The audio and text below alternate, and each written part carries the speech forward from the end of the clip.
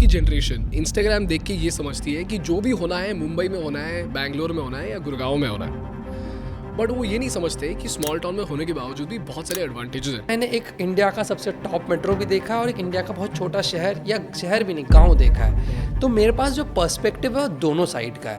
Azhar Iqbal, CEO and co-founder. In Shorts, definitely an app that's created waves when it comes to news and how shorts and quickly one can deliver it. Bro, आपका नाम was the best. The name itself told what you did, and the description was perfectly in sync with the name In Shorts. News in 60 words. Shorts and public दोनों app मिला के more than 75 million users हमें every month use करते हैं। We are happy कि हम लोग एक लार्ज पॉपुलेशन को इम्पैक्ट कर पा रहे हैं और उन तक हम ऑथेंटिकेट न्यूज़ पहुंचा पा रहे हैं। Everybody wants great leaders, but it is almost impossible for you to find a great leader. A great leader is often discovered and not found. तो इस पे तो मैं फंडामेंटली डिसएग्री करता हूँ। मेरे अकॉर्डिंग से in our country there is no dearth of good talent या good leaders. How important do you think is networking? Networking अगर लेंगे तो is a complete waste of time. A Flipkart can not be made without funding. This is impossible. You can make a Zerodha without funding, but you can not make a Flipkart without funding. Funding कब raise करना चाहिए? आपके लिए जो सबसे बड़ा currency है ना, वो करेंसी ऑफ टाइम है। मुझे 3-4 ऐसी चीज़ें बताओ जो शार्क टैंक के बारे में किसी को पता ही नहीं है, एंड आप इन्वेस्टर हो भी और आपने पैसा रेज भी किया है। तो मुझे बताओ कि एंजल इन्वेस्टर और वल्चर इन्वेस्टर में क्या फ़र्क है? Isn't it better that Soni आपको कंपनी के डिटेल्स दे दे ताकि आप बेटर क्वेश्चंस पूछ पाओ? Why do you think so?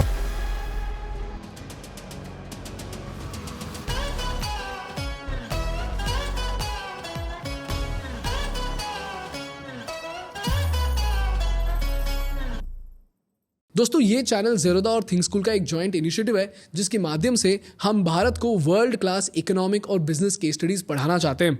तो अगर आप भी बिजनेस सीखना चाहते हो तो प्लीज़ इस चैनल को सब्सक्राइब करो। आपके लिए तो ये फ्री है, लेकिन हमारे लिए ये बहुत बहुत ज़रूरी है। Hi brother, how are you? I am very good and thank you for inviting. मुझे इन शॉर्ट्स इसलिए फैसिनेटिंग लगता है और मुझे वो बहुत विविडली याद है कब मैं इन शॉर्ट्स मैंने यूज़ करना शुरू किया। तब मैंने सोचा ये बढ़िया तो है, बट बाद में मैंने सोचा कि इसमें नया क्या है, कि भाई न्यूज़ है। और पहले मुझे लगता था इन शॉर्ट्स का ही न्यूज़ है, बाद में नीचे देखा कि टाइम्स ऑफ इंडिया है। तो मैंने सोचा एक सेकेंड, ना ये ऐप न्यूज़ खुद लिख रहा है, ना ये कुछ नया न्यूज़ बता रहा है, बस 60 वर्ड्स में बता रहा है, विच इज़ ब्रिलियंट।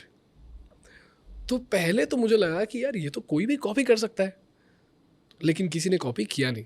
अब शायद कुछ लोग कॉपी कर रहे हैं, बट उस टाइम पे तो in shorts was the best. And आपका नाम ब्रो, आपका नाम was the best. The name itself told what you did, and the description was perfectly in sync with the name in shorts, news in 60 words. तो मुझे बहुत brilliant भी लगा, but at the same time मुझे लगा ये तो बहुत ही आसान काम है। ठीक है, तो IIT दिल्ली में जाने के बाद मैंने ये देखा है कि लोग हमेशा कॉम्प्लिकेटेड चीज़ें बनाने के बारे में सोचते हैं, और मैं सिंपल सी चीज़ बना भी दी, आप पैसे भी कमा रहे हो और कंपनी इतनी बड़ी भी बन गई। तो पहला question, what exactly is the premise on the basis of which Inshorts started? Because it is practically nothing new even today, but it's better. How did you come to this idea? ठीक है, तो मैं इस पे बोलना चाहूँगा, जैसे आपने कॉम्प्लिकेटेड आइडियाज़ या चीज़ों की बात की, तो इन जनरल जैसे मेरी लाइफ अभी तक इवॉल्व की, और मैं काफ़ी स्ट्रांगली बिलीव भी करता हूँ इस चीज़ पे कि दुनिया बहुत सिंपल टर्म्स में चलती है और बहुत बेसिक चीज़ें चलती है। और इसका दूसरा एंगल है कि मुझे बहुत ज़्यादा कॉम्प्लेक्स चीज़ें समझ भी नहीं आ रही होती है, मैं बहुत सिंपल तरीके से बात करना पसंद करता हूँ। तो अगर आप देखेंगे तो जब हमने इन शॉर्ट से स्टार्ट किया था, तो मेरा खुद का बेसिक सा प्रॉब्लम था कि मैं, मतलब क्या कहता हूँ, मैं वन ऑफ दोज पीपल रहता हूँ ना जो बहुत देर कॉन्सेंट्रेटेडली एक जगह बैठ नहीं सकता है, बुक्स फिनिश नहीं कर सकता है, उतना पढ़ नहीं सकता है। तो मेरा खुद का प्रॉब्लम था, मुझे दिखा यार मेरे को बेसिक बता दो दुनिया में क्या चल रहा है, मैं नहीं पढ़ रहा इतना डिटेल में। तो मेरा खुद का ऑब्जर्वेशन था, मुझे लगा मेरे तरह कुछ लोग तो होंगे, अब कितने होंगे मेरे पास उसका ऑब्जेक्टिव नंबर नहीं था, बट मुझे लगा कुछ लोग तो होंगे दुनिया में ऐसे जो मेरे तरह बिहेव कर रहे हो, जिनको इतना नहीं पढ़ना होगा, तो उसको समराइज़ करके दे देते हैं। अब आपने पूछा यार कोई और करेगा नहीं करेगा, कॉम्पिटिशन कैसा चलेगा नहीं चलेगा, मैंने उतना एनालाइज़ नहीं किया। मुझे दिखा ये नीड है और ये आज के डेट पे फुलफिल नहीं हो रहा, तो मैं अभी तो कर देता हूँ, मैंने कर दिया। और वो चीज़ें चलती चली गई वहाँ से, मैं बोलूँगा। तो मैं तो उसको बहुत ही सिंपल तरीके से देख रहा था, मेरा खुद का प्रॉब्लम था, मैंने उसको सॉल्व करने की कोशिश की, as simple as that. In fact a lot of entrepreneurs आपको जो मिलेंगे वो अपना ही कोई ना कोई प्रॉब्लम सम और दी अदर वे में सॉल्व करते हैं। इनफैक्ट मैं एडवाइस भी करता हूँ कि try to pick a problem जो आपका खुद का हो। उसका बेनिफिट क्या होता है ना, आप उस प्रॉब्लम को बहुत अच्छे से समझ पाते हो, तो be a customer of your product, तो आप बहुत अच्छे से उस प्रोडक्ट को बना पाओगे। अंडरस्टूड। तो आपने क्या सोचा है कि मैं न्यूज़ पढ़ नहीं पाता हूँ, तो मैं 60 वर्ड्स में इसको लिख दूंगा। तो मेरे लिए पढ़ना आसान हो जाएगा, तो मेरे तरह बहुत सारे ऐसे लोग और होंगे जिनको नहीं पढ़ना होगा उतना। ठीक है, तो आपने पहला स्टेप क्या उठाया? आपने पहले वेबसाइट बनाया? हाँ, तो हमारे केस में अगर लेते हैं तो ये आइडिया कैसे आया, मैं खुद भी जब न्यूज़ पढ़ने की कोशिश करता हूँ, मुझे लगता है यार इतने लंबे लंबे आर्टिकल्स हैं, 400-500 वर्ड्स के हैं, एक एक आर्टिकल पढ़ने में 10 मिनट लग रहा है, तो मैं इस तरह लिमिटेड आर्टिकल्स ही पढ़ पाऊँगा, कौन इतना पढ़े। तो ये मेरा खुद का प्रॉब्लम था, तो मैंने कहा 60 वर्ड में देते हैं, 2 से 3 लाइनों का 10 सेकंड में पढ़ लूँगा, पता चल गया क्या हो रहा है। तो ये प्रेमाइस था, तो मैंने कहा ये प्रोडक्ट शुरू करते हैं। तो मेरा एक बहुत स्ट्रॉन्ग बिलीफ इस चीज़ में रहता है कि मैं ना MVP लॉन्च करने में बहुत फास्ट बिलीव करता हूँ कि प्रोडक्ट मार्केट में ले आओ, चाहे उसका कितना भी क्रूड वर्जन क्यों ना हो, क्योंकि वो फीडबैक आपको ऑडियंस से बहुत रियल में मिल जाएगा। तब तो हमने तो फेसबुक पेज से ही शुरू कर दिया, मुझे लगा 60 वर्ड में न्यूज़ देना है, अब ये न्यूज़ में वेबसाइट से पहुँचाऊँ, ऐप से पहुँचाऊँ, तो ऐप बनाने में 2 महीना लगेगा, वेबसाइट बनाने में 1 महीना लगेगा भाई। अभी इतना टाइम क्यों लूँ, फेसबुक पेज से भी आप तक तो वो न्यूज़ पहुँचाना, तो फेसबुक पेज से भी पहुँच जाएगा। तो हमने फेसबुक पेज बनाया और वहाँ पे डालना शुरू कर दिया, तो लोग वहाँ से भी अच्छा रिस्पांस मिलना शुरू हो गया। तो जब हमें दिखा कि नहीं रिस्पांस अब पॉजिटिव है, तो अब वेबसाइट बना लो। फिर हमने वेबसाइट बनाया, फिर हमें लगा रिस्पांस अच्छा है, अब ये चीज़ तो एक्चुअल में ऐप पे होनी चाहिए, तो दैट्स हाउ वी फिर फाइनली हमने अपना ऐप लॉन्च किया कर लेंगे तो। Got it bro. आपने बताया MVP।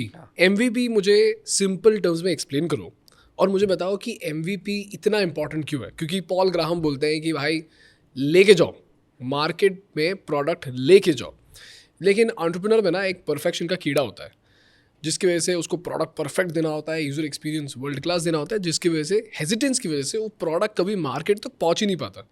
और जब पहुंचता है उनके पास इतना कैश कम होता है कि उसके आगे वो स्केल नहीं कर पाते हैं, क्योंकि उनको समझ में आता है कि इसमें ट्विकिंग की बहुत ज़्यादा ज़रूरत है। तो MVP एक बहुत इंपॉर्टेंट टर्मिनोलॉजी है, मुझे उसको समझाओ और मुझे आपके कॉन्टेक्स्ट में समझाओ कि अगर आप MVP नहीं बनाते और I would say if you had operated like a big company, तो आपका क्या हाल होता? ठीक है, तो आपको MVP को समझना इन बहुत ज़रूरी है बिजनेस करते हो। तो MVP बाय डेफिनेशन वर्ड है मिनिमम वायबल प्रोडक्ट, ठीक है। तो इसका मीनिंग पे छोड़ते हैं, दूसरे तरीके से समझने की कोशिश करते हैं। जब भी आप कोई प्रोडक्ट उठाते हैं जब भी आप कोई प्रोडक्ट उठाते हैं तो आप उसमें देखेंगे कि बहुत सारे फीचर्स होते हैं, बहुत सारे फैसिलिटीज़ होते हैं, लेकिन आपके इन फीचर्स में से कोई एक फीचर होगा जो मेक या ब्रेक करेगा आपके बिजनेस को। अब वो एक फीचर कौन सा है वो आपको फिगर आउट करना है, बट उसमें 10 अलग अलग चीज़ें आप कर सकते होंगे, इनफैक्ट 100 चीज़ें शायद कर सकते होंगे, चाहे आपके n नंबर्स अब वो 10 चीज़ें 100 चीज़ें 500 चीज़ें आप उस ऐप में कर सकते हो, बट उसमें से एक ही ऐसा फीचर होगा जिसके रहने पे आपका ऐप चलेगा, और उसको हटा देंगे तो ऐप बंद हो जाएगा।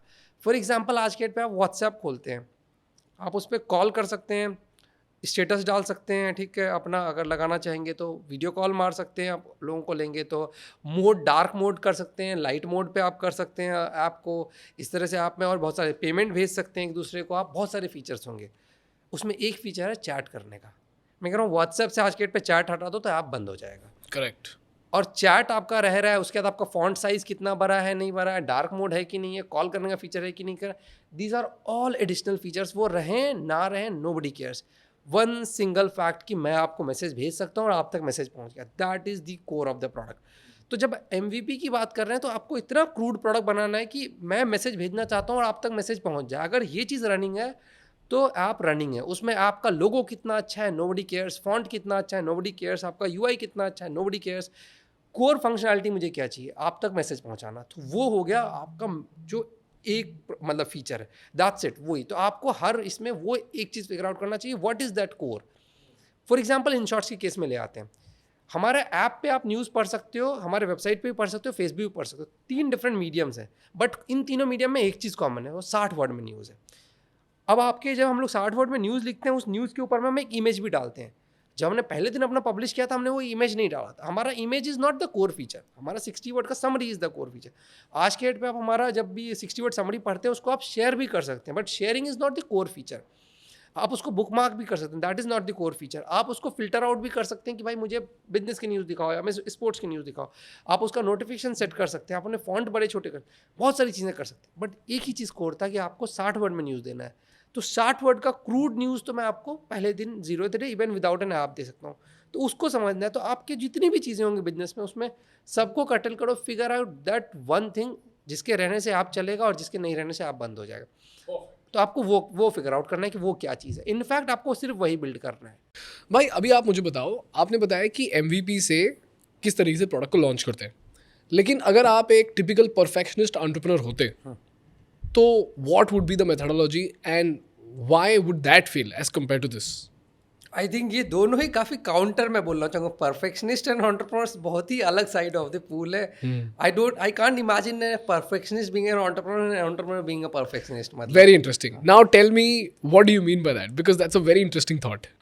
तो परफेक्शनिस्ट पहले डिफाइन कैसे करते हैं? मेरे अंडरस्टैंडिंग से तो लाइफ में किसी भी चीज़ में take an action and move ahead, मतलब वो इम्परफेक्शन पे ही दुनिया चल रही है। मतलब मैं तो परफेक्शन के पीछे फाइट भी नहीं मारता हूँ, मतलब मेरे अकॉर्डिंग, क्योंकि हमेशा कुछ ना कुछ इंप्रूवमेंट का मौका तो हमेशा ही रहेगा। तो शायद आप कभी वहाँ पहुँच ही नहीं पाएंगे।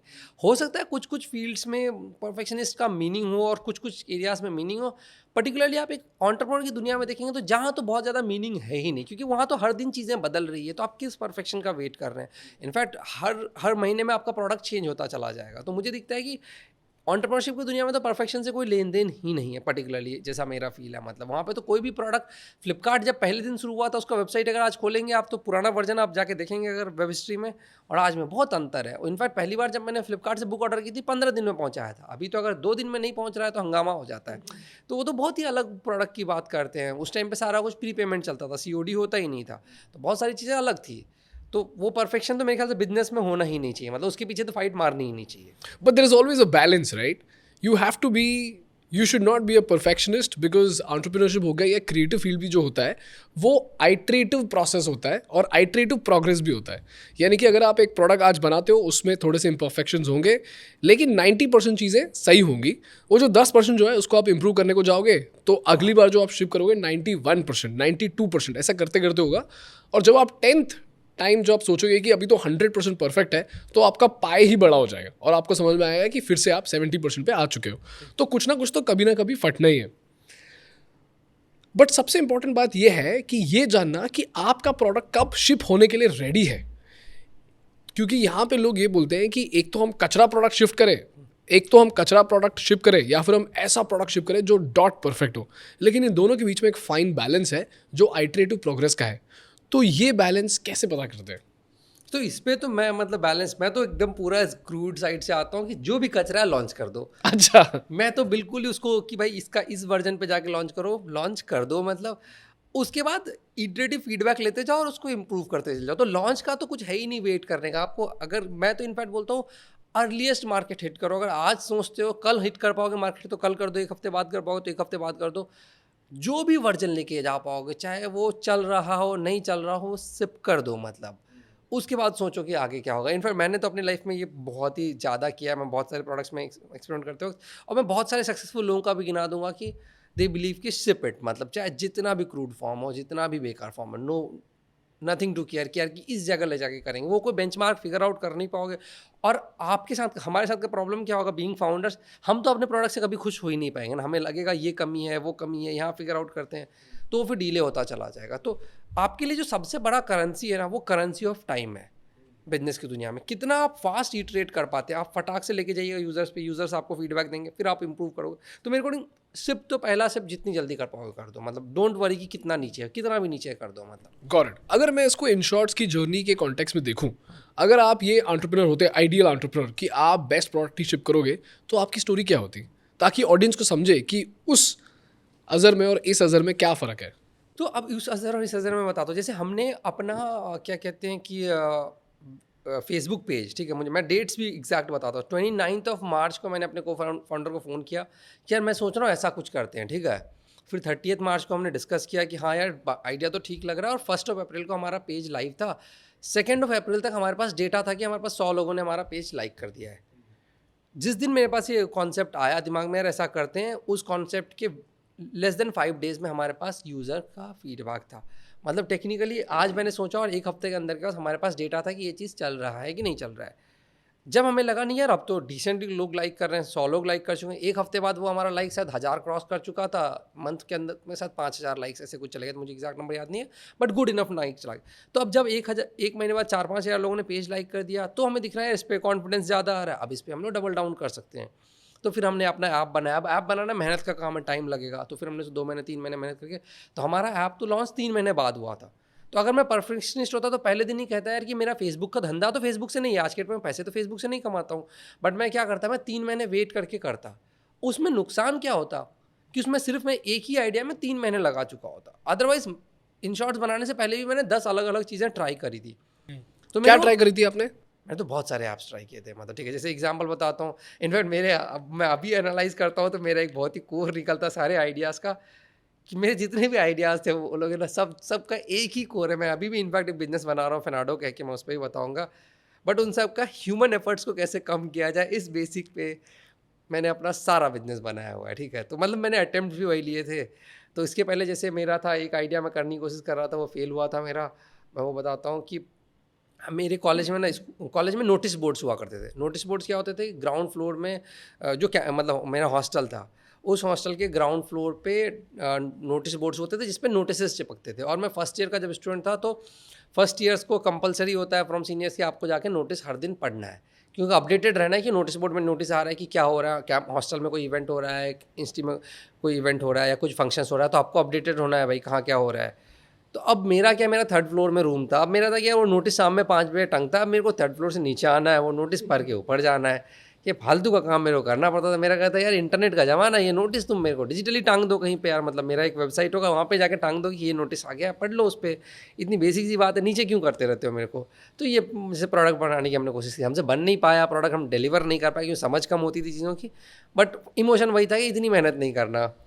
मेरा एक सेकंड काम था जो मैंने उसी टाइम पे उठाया था। अब मेरी कैंपस में मेरी तबीयत बहुत बिगड़ती थी, मेरे को कभी बुखार हो गया, कभी सर्दी हो गई, ये बेसिक बीमारियाँ होती है, ठीक है, जो ह्यूमंस का टिपिकल होता है। अब मैंने कहा बेसिक बीमारियों के लिए मैं डॉक्टर के पास जाता हूँ, एक तो मेरे को वैसे ही फीवर हो रखा है 102 का, मैं उसके पास जाता हूँ, वो 3-4 वही स्टैंडर्ड मेडिसिन पकड़ाता है, ठीक है। तो मुझे ये बेसिक बीमारी के लिए डॉक्टर के पास क्यों जाने की ज़रूरत है, मैं तो कंप्यूटर को बोलूँगा यार मेरे को ये बेसिक बीमारियाँ है, कोई मेरे को घर पे मेडिसिन पहुँचा दे, मैं खा लूँगा, इतना सा काम है। ये भी हम सक्सेसफुल नहीं हो पाए थे, जैसे ठीक हम एग्जीक्यूट नहीं कर पाए थे सही से। बट अगर इन तरह के देखो तो मैंने इस तरह की बहुत सारी चीज़ें, तो उसमें ही एक चीज़ था कि यार कि इतना क्यों मैं मेहनत कर रहा हूँ, 60 मिनट में न्यूज़ दे दो पढ़ने का। थैंकफुली ये चीज़ क्लिक कर गया, मैंने पुरानी चीज़ें क्लिक नहीं की थी। बट व्हाट हैपेंड इसकी मैंने इसमें से किसी भी चीज़ पे टू मच टाइम शायद नहीं दिया, मैं उसको ट्राई करता रह गया। तो मुझे फीडबैक दिख गया क्या, तो फीडबैक ऑडियंस का मिल गया कि हमसे नहीं हो पाएगा या कुछ और problem, but it's not working out. तो वो चीज़ आपको बहुत जल्दी मिल जाता है ना कि इट्स वर्किंग आउट और नॉट वर्किंग आउट। और वर्किंग आउट और नॉट वर्किंग आउट का एक ही सिग्नल है, कस्टमर्स यूज़ कर रहे हैं कि नहीं कर रहे हैं लोग, दैट्स इट। और कोई सिग्नल है ही नहीं उस चीज़, बिना ऐड के। बिना ऐड के नहीं। तो हाँ, उसको हम एक्चुअली इनफैक्ट ऐड के भी आप यूज़ करा लीजिए। जो मैं बोलता हूँ कस्टमर ऐड से आप कस्टमर्स ला सकते हैं।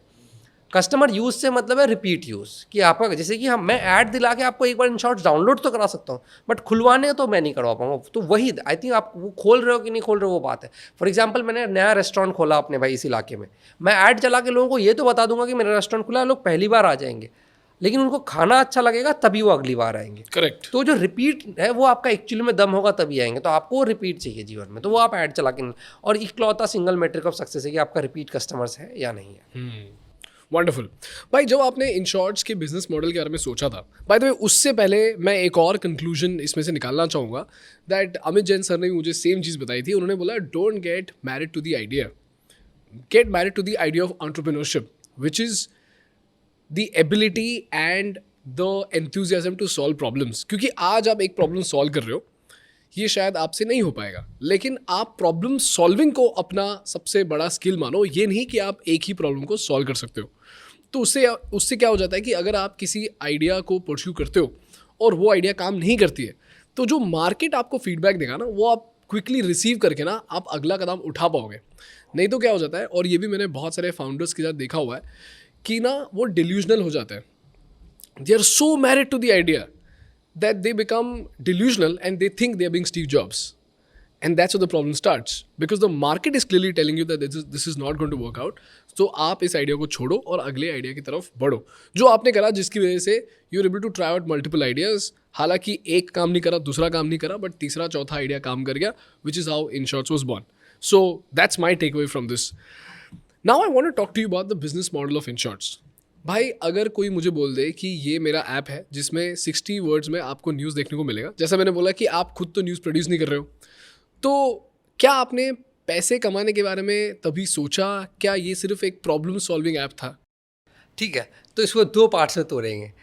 पैसे कमाने के बारे में सोचा, मैं बोलूँगा मेरा बिजनेस करने का ओनली मोटिव वही था और कोई मोटिव नहीं था. मेरा था कि मुझे कुछ भी प्रॉब्लम दे दो, मैं सॉल्व कर लूँगा, मैं मेहनत कर लूँगा, लेकिन मुझे पैसे बनाने हैं. तो अब वो एज लॉन्ग एज मैं इथिकल रूट से पैसे बना पा रहा हूँ, वही मेरे लाइफ का इकलौता मोटिव था. तो दैट्स हाउ मैं एंटरप्रेन्योरशिप में आया था. मैं कोई इंडस्ट्री नहीं बदलने आया था. मैं बहुत ओपनली बोलता हूँ. लोग कहते हैं ना कि यार कि मतलब जब बिजनेस करते हो तो क्यों करते हो, कुछ बदलाव के लिए करते हो, पैसे के लिए करते हो. मैंने कहा था मैंने पैसे के लिए किया था. मैं अब फुल्ली उस पर बात करता हूँ. अब दूसरा आ जाता है आपका ये पैसे कमाने. लेकिन क्या पहले दिन मेरे पास क्लैरिटी थी कि हम InShots से कैसे पैसे कमाएंगे?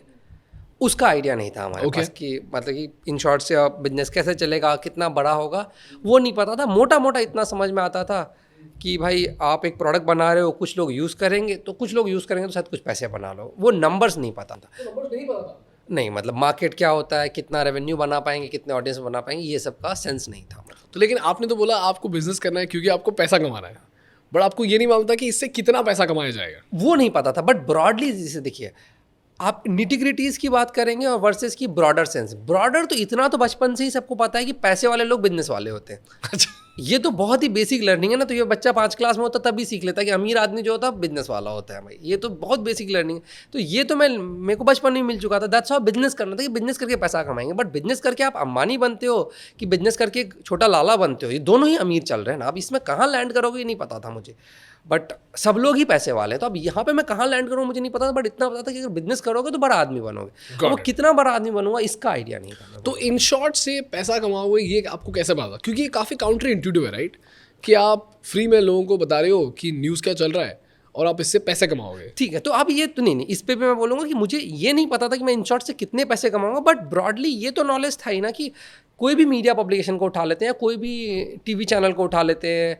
Anyone who works in media, चाहे फेसबुक को भी ले लेंगे, in some sense content consumption media platform, all these platforms earn through ads. मतलब ये बेसिक सा फंडा है. चाहे टीवी चैनल ले लो, चाहे न्यूज़पेपर ले लो, चाहे मैगजीन ले लो, चाहे फेसबुक ले लो, चाहे यूट्यूब ले लो. तो हमारा भी था कि यार हमारे पे लोग आके न्यूज़ पढ़ेंगे तो हम उसको ऐड दिखाएंगे और ऐड से कमा लेंगे. अब ऐड दिखा के कितना कमा लेंगे इसका नॉलेज नहीं था, बट ऐड से कमाएंगे इसका नॉलेज था. तो मैं वही बोल रहा हूँ, मुझे बहुत ब्रॉडर दुनिया का नॉलेज था कि बिजनेस से लोग पैसे कमाते हैं, इस तरह के स्पेस में लोग ऐड से पैसे कमाते हैं. लेकिन ऐड किस रेट पे बिकता है, कौन कौन कस्टमर्स होंगे, कितना कमाएंगे, वो निटिग्रिटीज़ नहीं पता थे. Got it. Understood. तो then when did this 10 lakh rupees fund raising happen? ये हमने अप्रैल में स्टार्ट किया था. थैंकफुली ये हमें जून एंड जुलाई में टाइम में मिला था. मतलब 3 महीने बाद. इससे पहले मैं ये पूछना चाहूँगा भाई कि फंडिंग कब रेज करना चाहिए? ठीक है, फंडिंग कब रेज करना चाहिए? आइडियली तो अगर आप जितना डीले कर पाएंगे उतनी अच्छी बात है. जितना डीले करवाओगे उतनी अच्छी बात है. That's the most ideal case. In fact बहुत बार लोग बात भी करते हैं यार कि फंडिंग उठाना अच्छी बात है, खराब बात है, उठाना चाहिए नहीं उठाना चाहिए. सी, कुछ बिजनेसेस होंगे जिनको पैसा चाहिए होगा, मजबूरी है. For example Flipkart cannot be made without funding. This is impossible. You can make a Zerodha without funding, but you cannot make a Flipkart without funding. That is given. मतलब ठीक है. तो अब अगर आप फ्लिपकार्ट बना रहे हो तो आपके साथ तो मजबूरी है, आपको पैसे लेने ही पड़ेंगे. फॉर एग्जांपल आप InShots बना रहे हो, अगर InShots में भाई शुरू में तो हमें फ्री में न्यूज़ दे रहे हैं, बट न्यूज़ छापने के लिए तो मुझे लोग चाहिए, तो उसका तो पैसा लगेगा. ऐप बनाने के लिए लोग चाहिए, उसका खर्चा तो होगा. अब ये खर्चा शुरू में तो लगेगा ही लगेगा. तो मेरे पास तो मजबूरी है, मुझे पैसे चाहिए. तो चाहे खुद के जेब के लगाओ, चाहे इन्वेस्टर से लो. तो मेरे पास मजबूरी थी. लेकिन अगर आपके बिजनेस में वो मजबूरी नहीं है तो आप मत उठाओ. फॉर एग्जांपल Zerodha को मजबूरी नहीं है तो उसने नहीं उठाया. तो वो तो डिपेंड करता है आपकी मजबूरी है कि नहीं है. मेरी मजबूरी थी तो हमने उठाया था, बट शौक से तो उठाने का कोई मीनिंग नहीं है किसी भी बिजनेस में. Got it. अब मुझे बताओ भाई कि जो इन्वेस्टर्स होते हैं ना, अभी सब लोगों को लगता है कि हर इन्वेस्टर बहुत बढ़िया होता है. हर इन्वेस्टर आपके साथ आएगा और आपको ऐसा वैल्यू ऐड देगा, ऐसा एडवाइस देगा कि आपका जो जर्नी है ना वो फास्ट ट्रैक हो जाएगा. In some cases that is true, but बहुत कम लोग ये जानते हैं कि ऐसे भी इन्वेस्टर्स होते हैं जो सिर्फ वल्चर्स होते हैं। और ये चीज़ ना मुझे पार्श ने तभी समझाई थी जब किसी ने हमको 10 लाख रुपए दिए थे, तो मैंने बोला वाह दिस इज़ ब्रिलियंट, 10 लाख रुपए। तो तभी हमारी कंपनी का वैल्यूएशन 1 करोड़ रुपए उसने बताया था, तो मैं तो बहुत खुश हो गया भाई। मैंने बोला ये तो क्रेजी हो गया। बट पास्ट ने मुझे समझाया था कि देखो इन्वेस्टर एक अच्छा होता है, एक एंजल इन्वेस्टर होता है और एक वल्चर इन्वेस्टर होता है, दोनों में जो फ़र्क है ना वो जानना ज़रूरी है।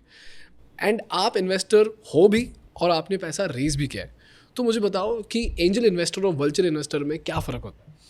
अब इसमें मैं बोलूँगा तो मैं बोलूँगा कि मैं इन्वेस्टर एज ए कम्युनिटी को इसमें ऊपर नीचे नहीं रखूँ। तो ये तो पीपल हो गए जो इन जनरल भी आपके लाइफ में मिलेंगे। आपको हर जगह लोग मिलेंगे, लोग अच्छे मिलेंगे, खराब मिलेंगे। आप दोस्तों में उठाओगे तो कुछ दोस्त ऐसे होंगे जो आपको हर जगह हेल्प करेंगे, कुछ लोग ऐसे होंगे जो हर जगह आपको मतलब परेशान करेंगे, आपको नुकसान पहुंचाएंगे हर जगह। चाहे आप अपने ऑफिस में भी ले लो, चाहे दोस्तों में कहीं पे भी ले लो, तो there are good people, there are bad people. तो उसी तरह वेंचर इंडस्ट्री में ले लेंगे तो देर वुड बी इन्वेस्टर्स जो जेन्यूनली आपको हेल्प करेंगे, देर विल बी इन्वेस्टर्स जिनको सिर्फ अपने रिटर्न्स की परी होगी।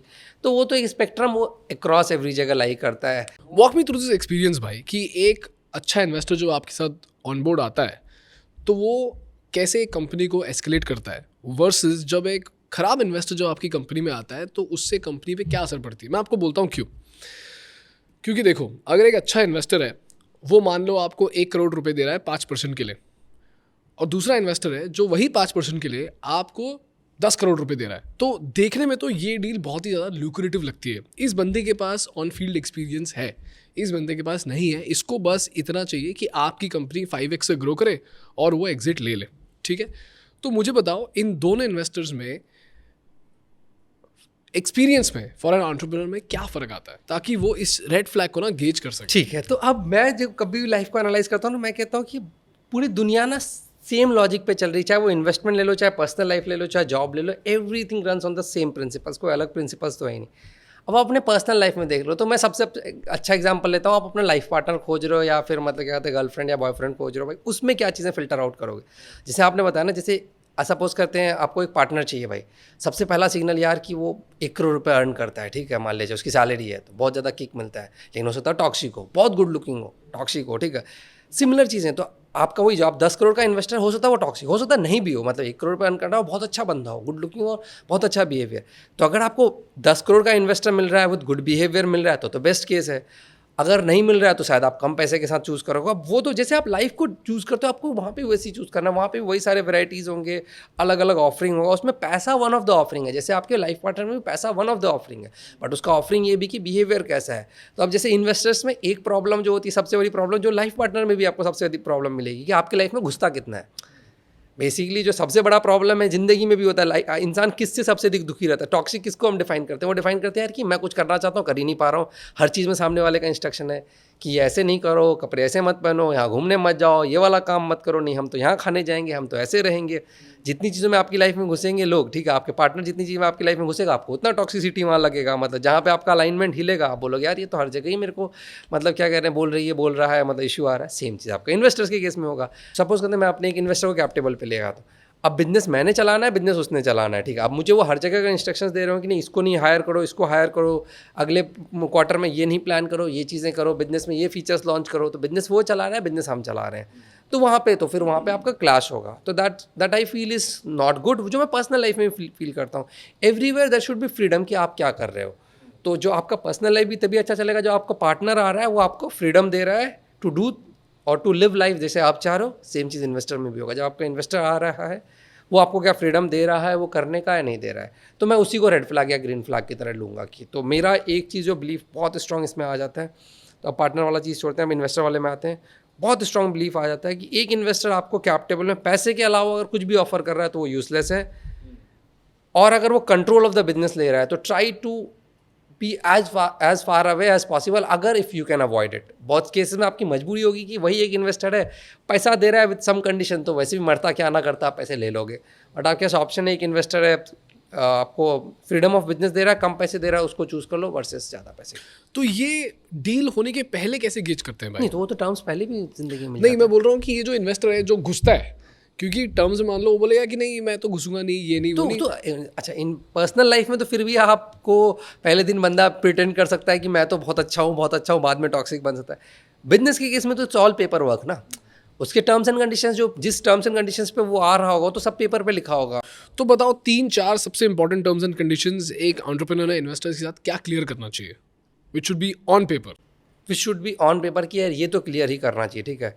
तो एक चीज़ को मैं तो बहुत स्ट्रांगली वाउच करता हूँ, ठीक है, मतलब कि एटलीस्ट मिडिल ग्राउंड तो ये होना ही चाहिए, नहीं तो इससे बेटर होना चाहिए। वो बहुत स्ट्रांगली वाउच करता हूँ कि क्या आपके टर्म्स और आपके इन्वेस्टर के टर्म्स सिमिलर लेवल पे हैं कि नहीं। मतलब पहले दिन ट्रीटमेंट में ही वो आपको अपने इक्वल रख रहा है कि अपने आप को ऊपर रख रहा है।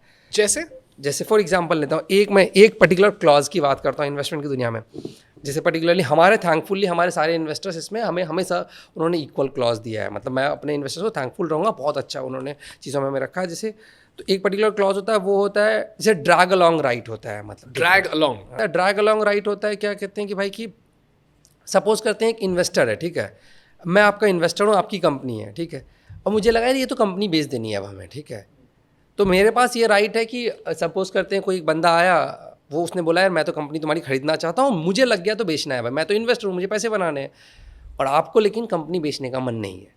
तो मेरे पास इन्वेस्टर एज ए राइट होता है ड्रैग करने का कि मैंने डिसाइड कर लिया बेचना है तो आपको बेचना पड़ेगा। दैट्स हाउ फाउंडर को बेचना पड़ेगा क्योंकि उसके पास राइट है टू ड्रैग दैट पर्सन, ठीक है। Oh damn. तो अब इसका बहुत सारा क्राइटेरिया होता है कि इस क्राइटेरिया पे जाके ड्रैग लगेगा। जैसे बहुत लोग टाइमिंग देते हैं कि 10 साल बाद ड्रैग लगा सकते हैं, 5 साल बाद लगा सकते हैं, या फिर इस इतने वैल्यूशन पे लगा सकते हैं, इतना मेरे पास परसेंटेज होगा। मतलब बहुत सारे कंडीशंस होते हैं, बट कोर इसका प्रिंसिपल है कि अगर किसी ने डिसाइड कर लिया, इन्वेस्टर ने बेचने का, सर्टेन लोगों ने डिसाइड कर लिया, तो आपको ड्रैग कर सकते हैं, मतलब ठीक है। अब इसका लेवल बहुत लेवल पे होता है, कितने लेवल पे ड्रैग होता है वो वाला चीज़ है, मतलब ठीक है, वो चीज़ है। उसके बाद बहुत बार ऐसा होता है, एक होता है टैग अलॉन्ग राइट, ये तो ड्रैग अलॉन्ग हुआ, ठीक है, इसका एक उल्टा होता है टैग अलॉन्ग, ठीक है। ओके। तो हम लोग टैग अलॉन्ग डिफाइन करते हैं। सपोज करते हैं हमारी कंपनी 100 करोड़ की, आप 25% आप ओन करते हो, तो आपका 25 करोड़ का शेयर हो गया, ठीक है, और मैं इन्वेस्टर हूँ और मैं आपकी कंपनी में 20% ओन करता हूँ, तो मेरे पास 20% का शेयर हो गया भाई। अभी एक बंदा आया, उसने बोला यार एक काम करो, मेरे को ना कंपनी के कुछ शेयर्स तुम्हारे खरीदने हैं, मैं 4.5 करोड़ लगाना चाहता हूँ और 4.5 करोड़ का 4.5% मुझे बेच दो। तो उसने आपको 4.5 करोड़ दिया और आपसे पैसे शेयर्स ले लिए। लेकिन इसमें मैं बोल सकता हूँ नहीं, उसको बोलो 4.5 करोड़ देगा, थोड़ा शेयर्स तुमसे लेगा, थोड़ा शेयर्स मेरे से भी लेगा, हिस्से में बराबर बांट करके, ठीक है। तो मतलब मैं आपके साथ टैग कर सकता हूँ, विच इज़ फेयर भाई, ठीक है भाई, वो बंदा खरीदना चाहता है तो उसका रिस्क रिक्वायरमेंट तो पूरा हो गया, लेकिन एक ही आदमी क्यों बेचेगा। तो ये टैग अलॉन्ग हो गया, आपने बेचा तो मैंने कहा मेरा भी बेच दो भाई, बराबर है, आपको भी पैसे मिले, मेरे को भी मिले, कंपनी से थोड़े शेयर्स आपके गए, थोड़े मेरे गए, यहाँ तक तो बहुत सही है। बट ये टैग अलॉन्ग मेरे अकॉर्डिंग से दोनों के पास होना चाहिए। फॉर एग्जाम्पल कल को कोई बंदा आया, उसने, मैं इन्वेस्टर हूँ, मुझे बोला कि शेयर बेच दो 4.5 करोड़ के, 5 करोड़ के, मैंने उसको हाँ बोला और मैं उसको बेचना चाह रहा हूँ, तो जैसे तो मोस्टली इन्वेस्टर्स क्या करते हैं, वो तो टैग अलॉन्ग राइट रख लेते हैं, मतलब आप बेचोगे तो मैं आपके साथ तो जुड़ जाऊंगा, बट मैं जब बेचने जा रहा हूँ तो आप नहीं जुड़ सकते हो मेरे साथ, ठीक है। तो मेरा कहता है ये इक्वल होना चाहिए भाई, कि जब तुम भी कोई बायर खोज के लाओगे तो मैं भी तुम्हारे साथ टैग कर सकता हूँ, और मैं खोज के लाऊंगा तो तुम मेरे साथ टैग कर लेना। तो ये दोनों साइड होना चाहिए। बहुत सारे इन्वेस्टर्स कहते हैं कि उनके पास टैग होगा लेकिन दूसरे के पास नहीं होगा, मतलब वो बेच रहे होंगे तो फाउंडर नहीं लटक सकता उसमें, लेकिन जब फाउंडर बेच रहा होगा तो वो लटक सकते हैं। तो मेरा कहता है ये फंडामेंटली अनइक्वल हो गया, मतलब 0th डे पे आप उसको अनइक्वल ट्रीटमेंट दे रहे हो। तो अनइक्वल ट्रीटमेंट जब दे रहे हो तो दैट्स अ रेड सिग्नल कि भाई इसका मतलब तुम इस सच्चाई के साथ ही घुसो कि 0th डे पे ही वो मान रहा है कि वो बॉस है और तुम बॉस नहीं हो, मतलब ठीक है, वर्सेस इक्वल घुस रहे हो तो इक्वल पार्टनरशिप है। तो इस चीज़ को, मतलब ये एक रेड सिग्नल या ग्रीन सिग्नल। बट आप कहोगे यार एक ही इन्वेस्टर है, इसी टर्म से पैसा दे रहा है, तब तो ले लो, इसका मतलब आप इस सच्चाई के साथ जा रहे हो कि वो मान के चल रहा है कि उसके पास अपर हैंड है, तो अपर हैंड आपको लेना है कि नहीं लेना, वो वाला चीज़ है, मतलब। अंडरस्टूड। और क्या क्लॉजेज होते हैं भाई, टॉप और 2 क्लॉजेज मुझे बताओ, if it all there are. अब जैसे कुछ और क्लॉजेस नहीं, मतलब जैसे हमारे केस में ऐसा था, पर्टिकुलरली मैं लेता हूँ, बहुत बार इन्वेस्टर्स का होता है कि आप इस चीज़ को कैसे देखते हो। अब जैसे मैंने यहाँ तो मैं कह रहा हूँ पूरा इक्वल लेवल का बात है भाई, कि ड्रैग मेरे अकॉर्डिंग से तो ड्रैग और टैग ये तो इक्वल पे चलना चाहिए, मतलब मिनिमम, इनफैक्ट आइडियली तो फाउंडर फ्रेंडली होना चाहिए ना, अल्टीमेटली फाउंडर रन कर रहा है। तो जैसे अब एक क्लॉज और आता है, आपके बोर्ड सीट्स कितने हैं आपके पास एज ए फाउंडर, ठीक है। तो मेरे अकॉर्डिंग से ideally, in ideal case, control of the company should be with founders, not with investors, क्योंकि वो कंपनी रन नहीं कर रहे। That's an ideal case. But उस केस में फिर ऊपर नीचे होंगी, वो वैसा वाला चीज़ हो जाता है, ठीक है। उसके बाद जैसे और आपकी कुछ चीज़ें होती है, जैसे हम लोगों का एक चीज़ होता है, क्या कहते हैं, force sale of the company, कि 5 साल बाद भाई कंपनी को, इन्वेस्टर को किसी को भी बेचना है, किसी भी दाम पे बेचना है, वो बेच सकता है, ठीक है। तो जैसे एग्जिट, बेसिकली आपके एग्जिट क्लॉजेज जो होते हैं, मेरे अकॉर्डिंग से वहाँ पे फाउंडर के पास बहुत स्ट्रॉन्ग राइट होना चाहिए। उसके बाद जैसे अब एक इन्वेस्टर का मैं बताता हूँ, जैसे मतलब मैं वन ऑफ दी कंपनीज को मैं मतलब जानता हूँ, उनका एक टर्म था जो मेरे अकॉर्डिंग से तो वॉज दी वर्स्ट, मतलब क्या कहते हैं, रेड सिग्नल, यहाँ तक तो जब हम टैग अलॉन्ग ड्रैग अलॉन्ग की बात कर रहे हैं, आप जो सब की बात कर रहे हैं, ये सब तो एग्जिट के टाइम पे है और अल्टीमेटली पैसे की बात है। पैसे वाले चीज़ में तो मैं फिर भी मानता हूँ कि चलो एक पल के लिए इन्वेस्टर को अगर दे भी दे रहा हो तो बंदा पैसा लगा रहा है यार, अपने पैसे के ऊपर की बात मांग रहा है, तो यहाँ तक तो मैं फिर भी रेड सिग्नल मान रहा हूँ, उतना रेड सिग्नल नहीं मान रहा हूँ। अगला आ जाता है कि कंपनी की हायरिंग में, सपोज करते हैं मैंने फंड उठाया, मुझे अपना कंपनी का सेल्स हेड हायर करना है, चीफ सेल्स ऑफिसर हायर करना है या चीफ बिजनेस ऑफिसर हायर करना है, तो बहुत सारे इन्वेस्टर्स ये भी करते हैं कि आपका टॉप हायरिंग में वी विल हैव अ से। अच्छा, ठीक है, ओके, डजंट मेक सेंस ना एट ऑल। मतलब No, not कंपनी at मैं all. चला रहा हूँ, ठीक है, कंपनी वो नहीं चला रहा है, ठीक है, तो एनी हायरिंग या टॉप लेवल मैनेजमेंट का मैं कह रहा हूँ इसमें आप अपना इनपुट दे दो, but you should not have a paper right. तो वैसा वाला चीज़ है, यू कैन हैव इनपुट कि हाँ यार ठीक है ऐसे कर लो, आई अग्री। तो मैं उनके वैल्यू एड को डिनाई नहीं कर रहा हूँ, बट मैं कह रहा हूँ ये पेपर में क्यों आस्क कर रहे हो? अगर आप जेन्युइनली इतना ही अच्छे हो, वैल्यू ऐड कर रहे हो, तो मुझे तो आपकी बात अदरवाइज भी सुननी चाहिए ना, मतलब ठीक है, करेक्ट। तो मेरे को वो सब चीज़ें दिखता है कि जहाँ जहाँ बेसिकली आप इन सिग्नल्स से क्या सिग्नल दे रहे हो कि अगर आप कह रहे हो कि भाई कि तुम टॉप हायरिंग में मेरे से पूछ के हायरिंग करोगे, that means you are saying कि I don't trust you enough. तो ट्रस्ट का पहले दिन इशू है।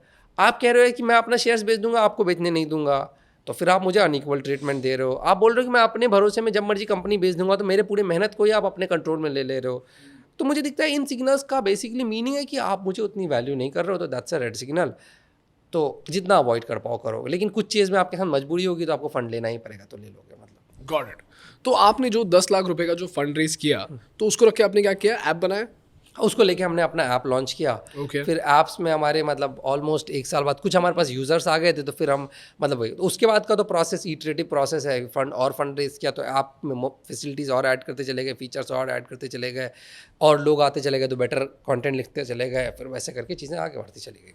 Bro, so now I want to come to InShorts version 2, which is the app. Everybody knows the story until the app. मुझे बताओ कि पिछले 6-7 सालों में ऐप कितना बदला है, and what are the iterations that you had to make to achieve that product market fit with the app? ठीक है, तो एग्जैक्टली जो आपने प्रोडक्ट मार्केट फिट की बात की ना, मेरा कहना था वो सबसे पहला प्रॉब्लम है। That is basically the 60 word news, that is the product market fit, कि लोगों को 60 वर्ड में न्यूज़ पढ़ना है। Everything on top of is that तो चेरी है, मतलब ठीक है। जैसे आपने अगर खाना बनाना है घर पे, खाने बनाने वक्त जैसे हम बिरयानी बना रहे, तो बिरयानी जो कोर बनाई हमने वो खाना बना लिया, और उसको प्लेट में कैसे सर्व कर रहे हो, साथ में सैलेड डाल रहे हो नहीं डाल रहे हो, रायता डाल रहे हो उसको, तो वो सारी तो एडिशनल चीज़ें, वो प्रोडक्ट मार्केट फिट नहीं है। तो हमारा core 60 word was the product market fit, वो पहले दिन ही था। इनफैक्ट मेरे अकॉर्डिंग किसी भी बिजनेस का प्रोडक्ट मार्केट फिट बहुत फंडामेंटली बहुत पहले मिलना चाहिए। उसके बाद तो आप उस लेयर को क्लीन करते हो, बेटर करते हो, और वही करते चले जा रहे हो। तो पिछले 10 साल में पूछोगे तो उसको हमने इन्हांस किया। प्रोडक्ट मार्केट फिट तो पहले दिन ही था, मतलब उसको इन्हांस किया, उसको मतलब सही तरीके से परोसा है। Got it. भाई, एज अ बूटस्ट्रैप्ड एंटरप्रेन्योर मैंने ना एक बहुत इंपॉर्टेंट चीज़ सीखी है, विच is the evolution of an entrepreneur. ठीक है, मैं आपको एक एवोल्यूशन के बारे में बताता हूँ, और बिकॉज अभी आप CEO से क्विट करके अभी आप चेयरमैन बन गए हो, मैं आपका पर्सपेक्टिव इसमें स्पेसिफिकली मेरे लिए जानना चाहूँगा। For people who are listening to this for the first time, मैं आपको बताता हूँ कि किस पोजीशन ऑफ लाइफ में मैं हूँ। हमने ये बिज़नेस बनाया from 0 to 25 people very very easily, क्योंकि हमको पता था कि ये सारे डायमेंशंस होते हैं। अब हमने मीडिया विंग तो एस कर लिया है। Now we know that these are the kind of products that we should produce. In our case it's the videos and documentaries and the podcast. This is the workforce that is required. The subscribers keep on going, viewership keeps on growing. तो इसका जो org chart है ये मेरे दिमाग में बहुत ही clearly defined है। ठीक है, जिस तरीके से आपके पास InShorts के लिए एक ऑर्ग चार्ट है और आपको पब्लिक के लिए जो ऑर्ग चार्ट बनाना था वो दोनों भी सिमिलर है। By org chart guys I mean organization structure, कि CEO कौन होगा, कितने BD में कितने लोग लगेंगे, सेल्स में कितने लोग लगेंगे, प्रोडक्ट में कितने लोग लगेंगे, and so on and so fourth. लेकिन भाई at this point in time ना मुझे ये समझ आ गया कि अगर मुझे एक दूसरा बिजनेस वर्टिकल बनाना है तो मुझे प्रोडक्ट मार्केट फिट पता करने के बाद एक कैलकुलेटिव प्रोसेस बनाना पड़ेगा, जिससे प्रोडक्ट के अराउंड मैं एक ऑर्गेनाइजेशन बनाऊं। क्योंकि एज एन एंटरप्रेन्योर जब आप एक वर्टिकल से दूसरे वर्टिकल में कूदते हो तो आपका पहला इंस्टिंक्ट ये बोलता है ओके चलो स्क्रैच से हर चीज़ बनाते हैं।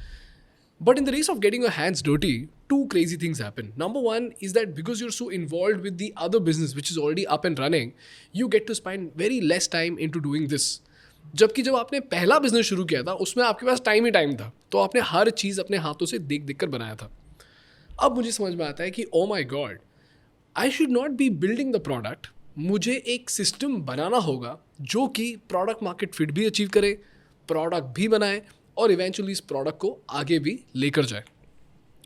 तब मुझे समझ में आया कि एक एंटरप्रेन्योर का जो मोड होता है 1 से 10 करोड़ तक, शायद 1 से 10 करोड़ तक आप बिजनेस एक्यूमेन, परसिस्टेंस, ग्रिड, ये सब कन्वेंशनल एट्रीब्यूट्स रख लो, लेकिन 10 से 100 का जो जर्नी होता है वहाँ पे entrepreneur has to be an architect of great systems.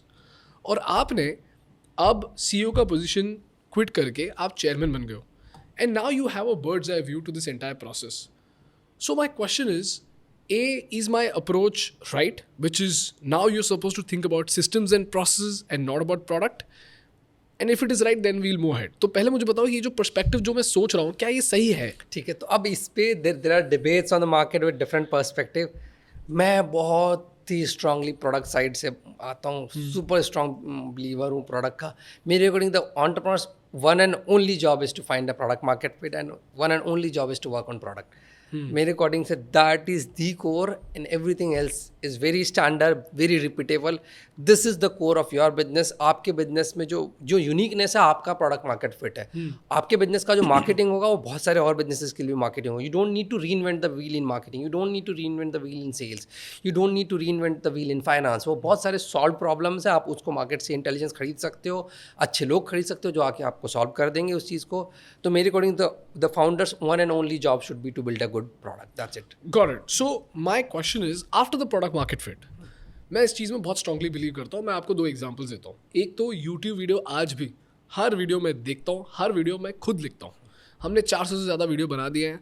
हम पूरे महीने में कुछ 15 से 16 video Basically that's your product, right? That's my product. That's just one of my products. But here's the problem. When I jump to my next product, which is the Communication Masterclass course, product मैंने अपने हाथों से बनाया, हर एक video मैंने shoot करा है, product market fit मैंने इवेल्युएट कर लिया। पर अब मुझे समझ में आया कि while I do my product market fit, मुझे पता है कि कभी ना कभी तो प्रोडक्ट मार्केट फिट अचीव करना है, क्योंकि कम्युनिकेशन कोर्स है, प्रॉब्लम ऑलरेडी एड्रेस्ड है, इसको बस बेटर तरीके से एड्रेस करना है। पर अब मुझे समझ में आ रहा है कि oh my god, I spend 3 months into building this product market fit, but after I've achieved the product market fit, now I'm looking at a program manager who can then look at the customer experience. Now I'm looking at, oh, I need a sales team who can do all this. Now I'm looking at a BD team which can then reach out to the corporates.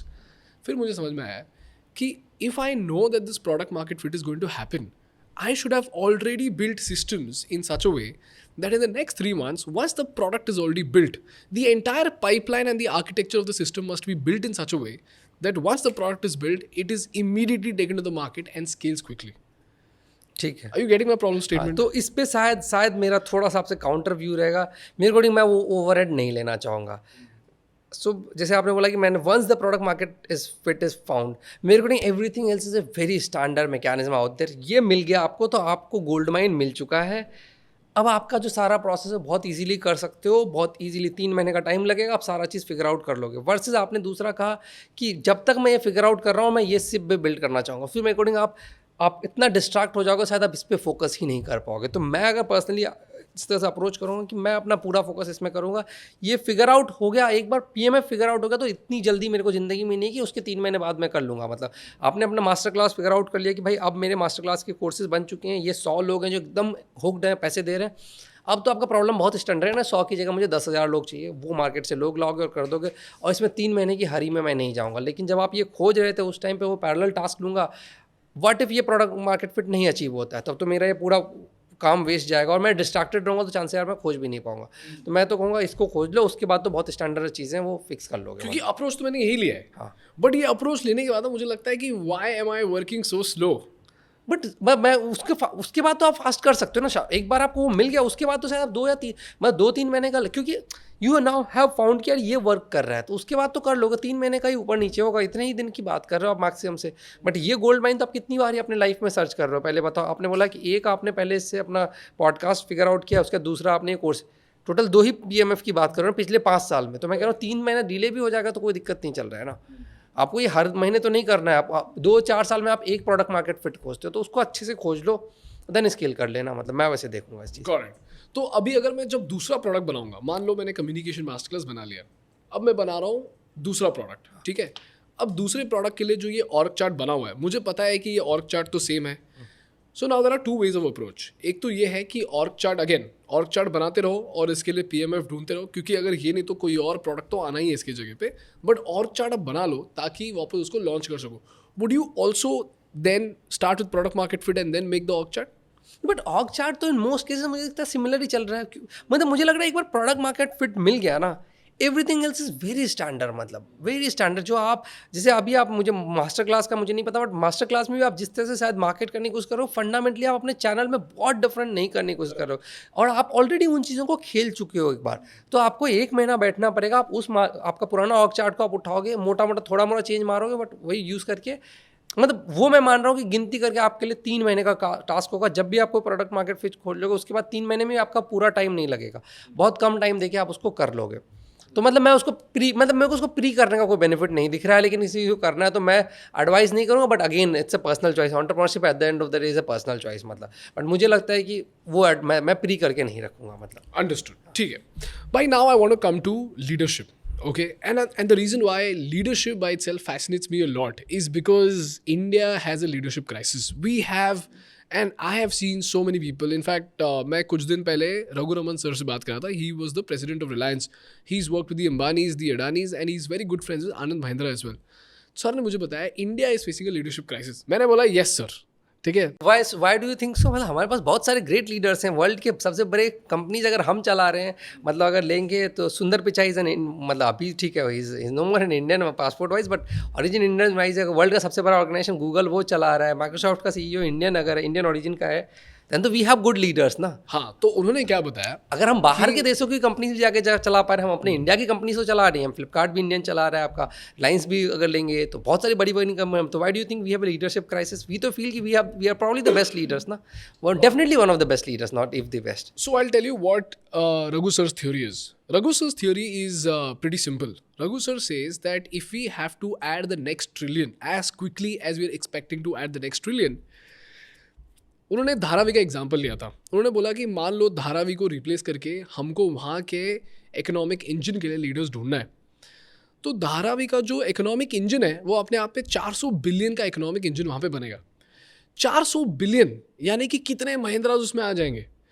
और जितने सारे employees Mahindra में हैं, अगर मेरे को 6-7 महिंद्रा वहाँ पे बिठाना है तो 6-7 महिंद्रा के लिए जितने भी सारे लीडर्स लगने हैं, इन लीडर्स को आज तक इंडिया में there isn't a proper, India में नहीं इनफैक्ट पूरी दुनिया में there isn't a proper process on how do we create good leaders, how do we ensure that those leaders achieve the perfect balance of skill and empathy, and how do we harness those leaders from different parts of the country and place them in the right places. So the mechanism to find great leaders is somewhere broken, and there is a supply demand mismatch.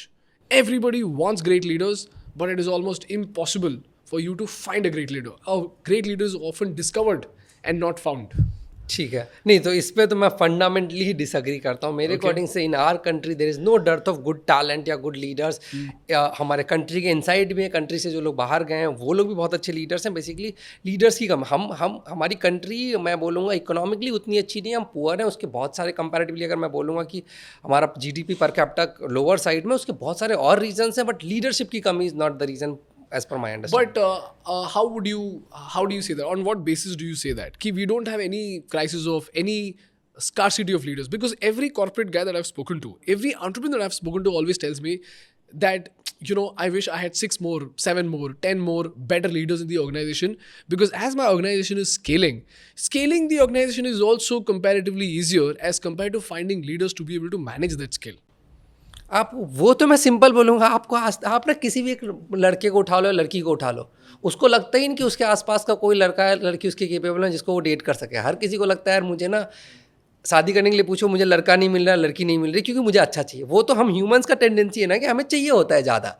Does not mean कि अच्छी लड़कियाँ exist नहीं करते ना. किसी भी लड़के को उठा लो, उसको पूछो तो बोले यार कोई अच्छी लड़की मिल नहीं रही है. किसी लड़की को उठा लो तो बोलेंगे अच्छा लड़का मिल नहीं रहा है. तो हर जगह वही चल रहा है ना. जॉब में भी उठा लो यार अच्छा एम्प्लॉय मिल नहीं रहा है, क्योंकि हमारा डिफ़ॉल्ट नेचर होता है कि हमें ज़्यादा चाहिए होता है. डज नॉट मीन कि मतलब अभी वाला चीज़ ख़राब चल रहा है. तो फिर ये मैं कह रहा हूँ अगर वो क्राइसिस देखो तो वो इंडिया में, तो वो US में भी होगा, यूरोप में भी होगा, चाइना में भी होगा, कि उसके भी लीडर्स को जाके पूछोगे तो ये बोलेंगे यार अच्छे लोग नहीं मिल रहे हैं.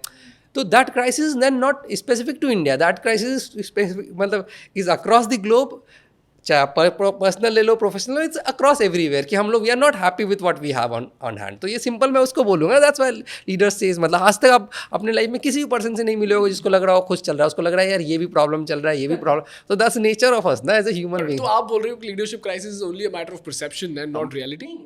मैं बोलूँगा अच्छे और ज़्यादा अच्छे लीडर्स होंगे तो और अच्छी बात होगी, मतलब भाई मैं तो हर जगह ज़्यादा चाहता हूँ, मतलब दैट्स ए ह्यूमन, मतलब मैं ऐसा नहीं कह रहा हूँ कि भाई इंडिया में क्राइसिस है और यूएस में क्राइसिस नहीं है। अगर उसी लॉजिक से बोलोगे तो फिर यूएस में भी क्राइसिस है, उसी लॉजिक से चाइना में भी क्राइसिस होगा, जापान में भी क्राइसिस होगा।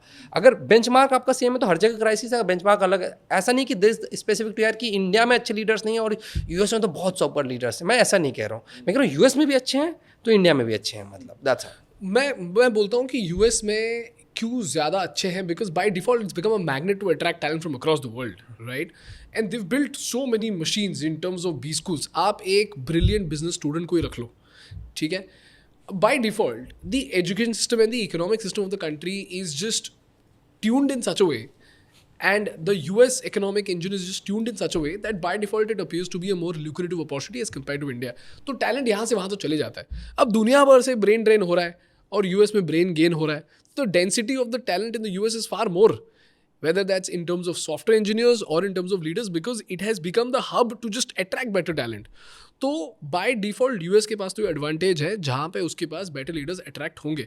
और ब्यूटी है भाई कि यहाँ पे बच्चे पढ़ते हैं, स्किल सीखते हैं, फिर मार्केट में जाते हैं, फिर सीखते हैं, और फिर स्किल एक्वायर करने के बाद जब ब्रेन ड्रेन हो जाता है तो यूएस के पास एक फिनिश्ड प्रोडक्ट मिलता है, whereas इंडिया के पास फिनिश्ड प्रोडक्ट नहीं, इंडिया के पास क्रूड प्रोडक्ट्स होता है जो बाद में फिनिश्ड बन जाते हैं। सारे लोग छोड़ के नहीं जाते, बट जो छोड़ के जाता है वहाँ पे comparatively that person has a higher intellect, higher skill set as compared to the person who usually stays back. I'm talking about the average person, not the cream person. ठीक है, इस पे मैं जैसे लेता हूँ, मैं जैसे दुनिया को देखता हूँ, आपने बोला कि यूएस के पास एडवांटेज है, मैं बिल्कुल डिनाई नहीं करता। मेरे भी बहुत सारे अच्छे फ्रेंड्स हैं जो यूएस गए हैं, वहाँ जाके जॉब कर रहे हैं बिजनेस के लिए, दैट्स अ गुड प्लेस। मैं बिल्कुल उसको यूएस को किसी भी तरह डाउन वैल्यू मैं नहीं कर रहा हूँ। आई एम नॉट सेइंग कि यूएस हमसे पीछे चल रहा है, हम बेस्ट चल रहे हैं, दैट्स नॉट माई स्टेटमेंट। मैं इसको फिर से मैं कह रहा हूँ कि कुछ अच्छे लोग जा रहे हैं, बट जो बच रहे हैं मुझे लग रहा है वो भी बहुत अच्छे हैं। आई एम नॉट सेइंग कि मैं बोल रहा हूँ कि अच्छे लोग जो जा रहे हैं वो अच्छे हैं, लेकिन जो नहीं जा रहे हैं ऐसे नहीं कि वो अच्छे नहीं। मैं कह रहा हूँ वहाँ पे भी इनफ अच्छे लोग बचे हुए हैं। मतलब मुझे तो अपने आसपास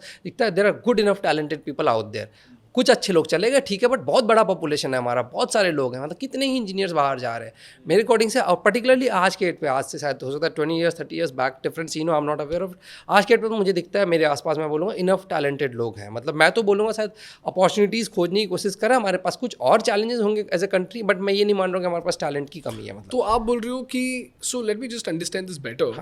according to me an average software developer in India is not as skilled as an average software developer in the US.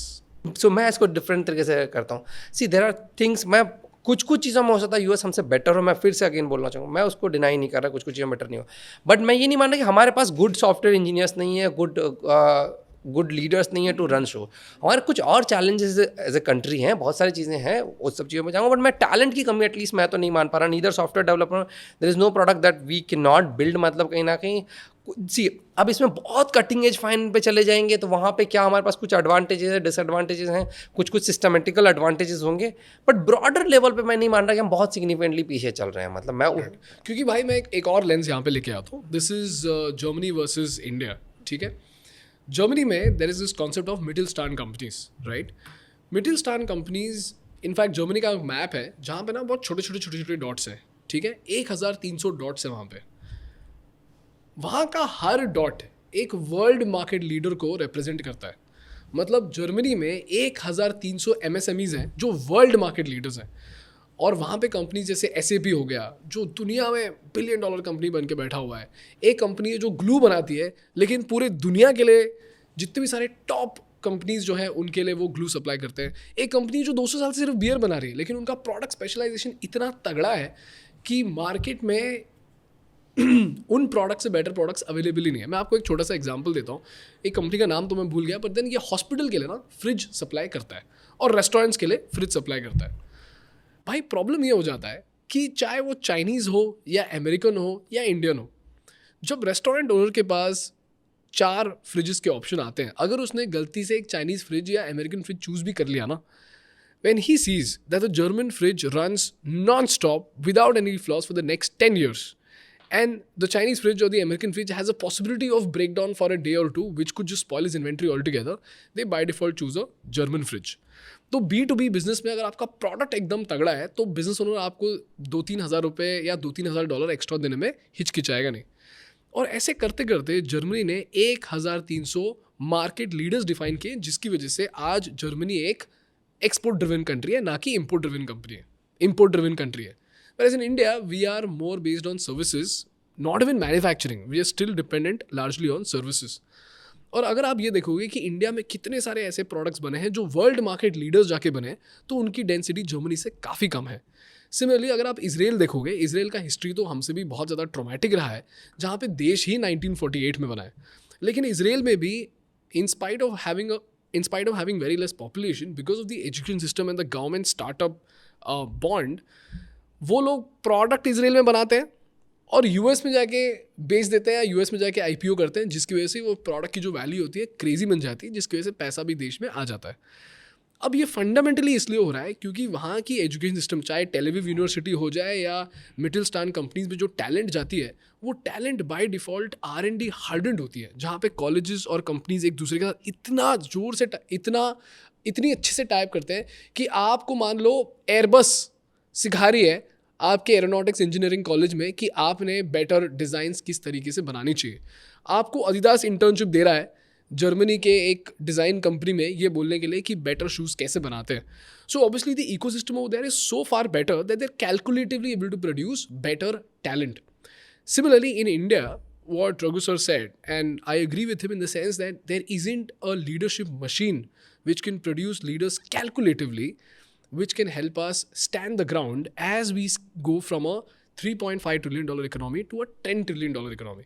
इसीलिए मैं बोलता हूँ कि talent in terms of product, जैसा आपने बोला ना, हम बना तो सब कुछ सकते हैं, बस बना नहीं पा रहे हैं क्योंकि कैलकुलेटिवली जो फाउंडेशन है वही अपना वीक है. ठीक है, आई थिंक यहाँ अब हम लोगों का आई थिंक मैं बोलूँगा तो आप पर्सपेक्टिव वाइज, जैसे जो मैं बोल रहा था लीडर्स की कमी नहीं, मैं बोल रहा था रॉ टैलेंट हम बहुत अच्छे हैं. आप जैसे आपने बताया नहीं, ये वो जो आप जो फाइन ट्यून है वो शायद हमें मौका नहीं मिल पा रहा, हम सीख नहीं पा रहे हैं. तो मैं उस एंगल से आ रहा था कि नॉट बिकॉज कि हमारे पास रॉ टैलेंट की कमी है, we have very good brains, but शायद हमारे पास उस चीज़ का एक्सपीरियंस नहीं जिसके कारण हम वो डिलीवर नहीं कर पा रहे हैं. मैं उस एंगल से आ रहा था. Now we are on the same page. Now we are कि रॉ टैलेंट मैं मानता हूँ बहुत सारा है, और मैं भी पूरी कोशिश करता हूँ कि रॉ टैलेंट को जितना चांस होगा उतना चांस दे सकूँ. और बाद में मुझे समझ में आ रहा है कि कुछ कंट्रीज के पास इतने क्रेजी एडवांटेजेस हैं कि उनका मशीनरी ही इतना स्ट्रांग है कि वो लेस देन एवरेज टैलेंट को भी more than average talent better perform कर दे रहे हैं, मतलब कंट्री में ही जगह दे पा रहे हैं. That is a problem. अगर बोलेंगे तो वो हमारे साथ वही मैंने तो ये स्ट्रक्चरल चेंजेस है, मतलब. लेकिन तो मैं उस तरह से देख रहा था, सॉरी, तो मैं रॉ टैलेंट की बोल रहा था कि रॉ टैलेंट हमारे कंट्री में मुझे कहीं कमी नहीं थी, वो कुछ चीज़ों को सीखने का उसको मौका ही नहीं मिला. मैं बोलूँगा मतलब bro, now I come to your leaders. ठीक है, मैंने ये प्रेमिस इसलिए सेट करा था क्योंकि मैं जानता हूँ कि लीडर्स को ढूंढना और मोल्ड करना बहुत ही डिफिकल्ट काम है. And right now I am not that good with recruitment. मैं अब भी इसमें एक्सपीरियंस ले रहा हूँ, बट एज अ पर्सन जिसने लीडर्स को रिक्रूट करके अपने बिजनेस को एक इकोनॉमिक इंजन बना के जिसने चेयरमैन की पोजीशन ली है, तो आपके हिसाब से एक ग्रेट लीडर को जब आप चूज करते हो तो उसमें कौन सी ऐसी 5 क्वालिटीज़ देखते हो जो कि नॉन नेगोशिएबल है आपके लिए? ठीक है, तो पहले मैं एक अपना प्रेमाइज सेट करता हूँ. मैं लाइफ को एक्सट्रीम सिंपल लैंग्वेज में जीना पसंद करता हूँ. तो मैं 5 या 10 या 20 क्वालिटीज़ तो मैं देखता हूँ. मेरे लाइफ में मैं एक ही प्रिंसिपल देता हूँ, एक सिंगल फैक्टर मैं देखता हूँ. मैं अकॉर्डिंग से किसी भी चीज़ में ना आपको वो सिंगल फैक्टर मिस नहीं करना चाहिए. जैसे मैंने अपने बिजनेस का बताया था, हमारे बिजनेस का कोर है 60 वर्ड में न्यूज़.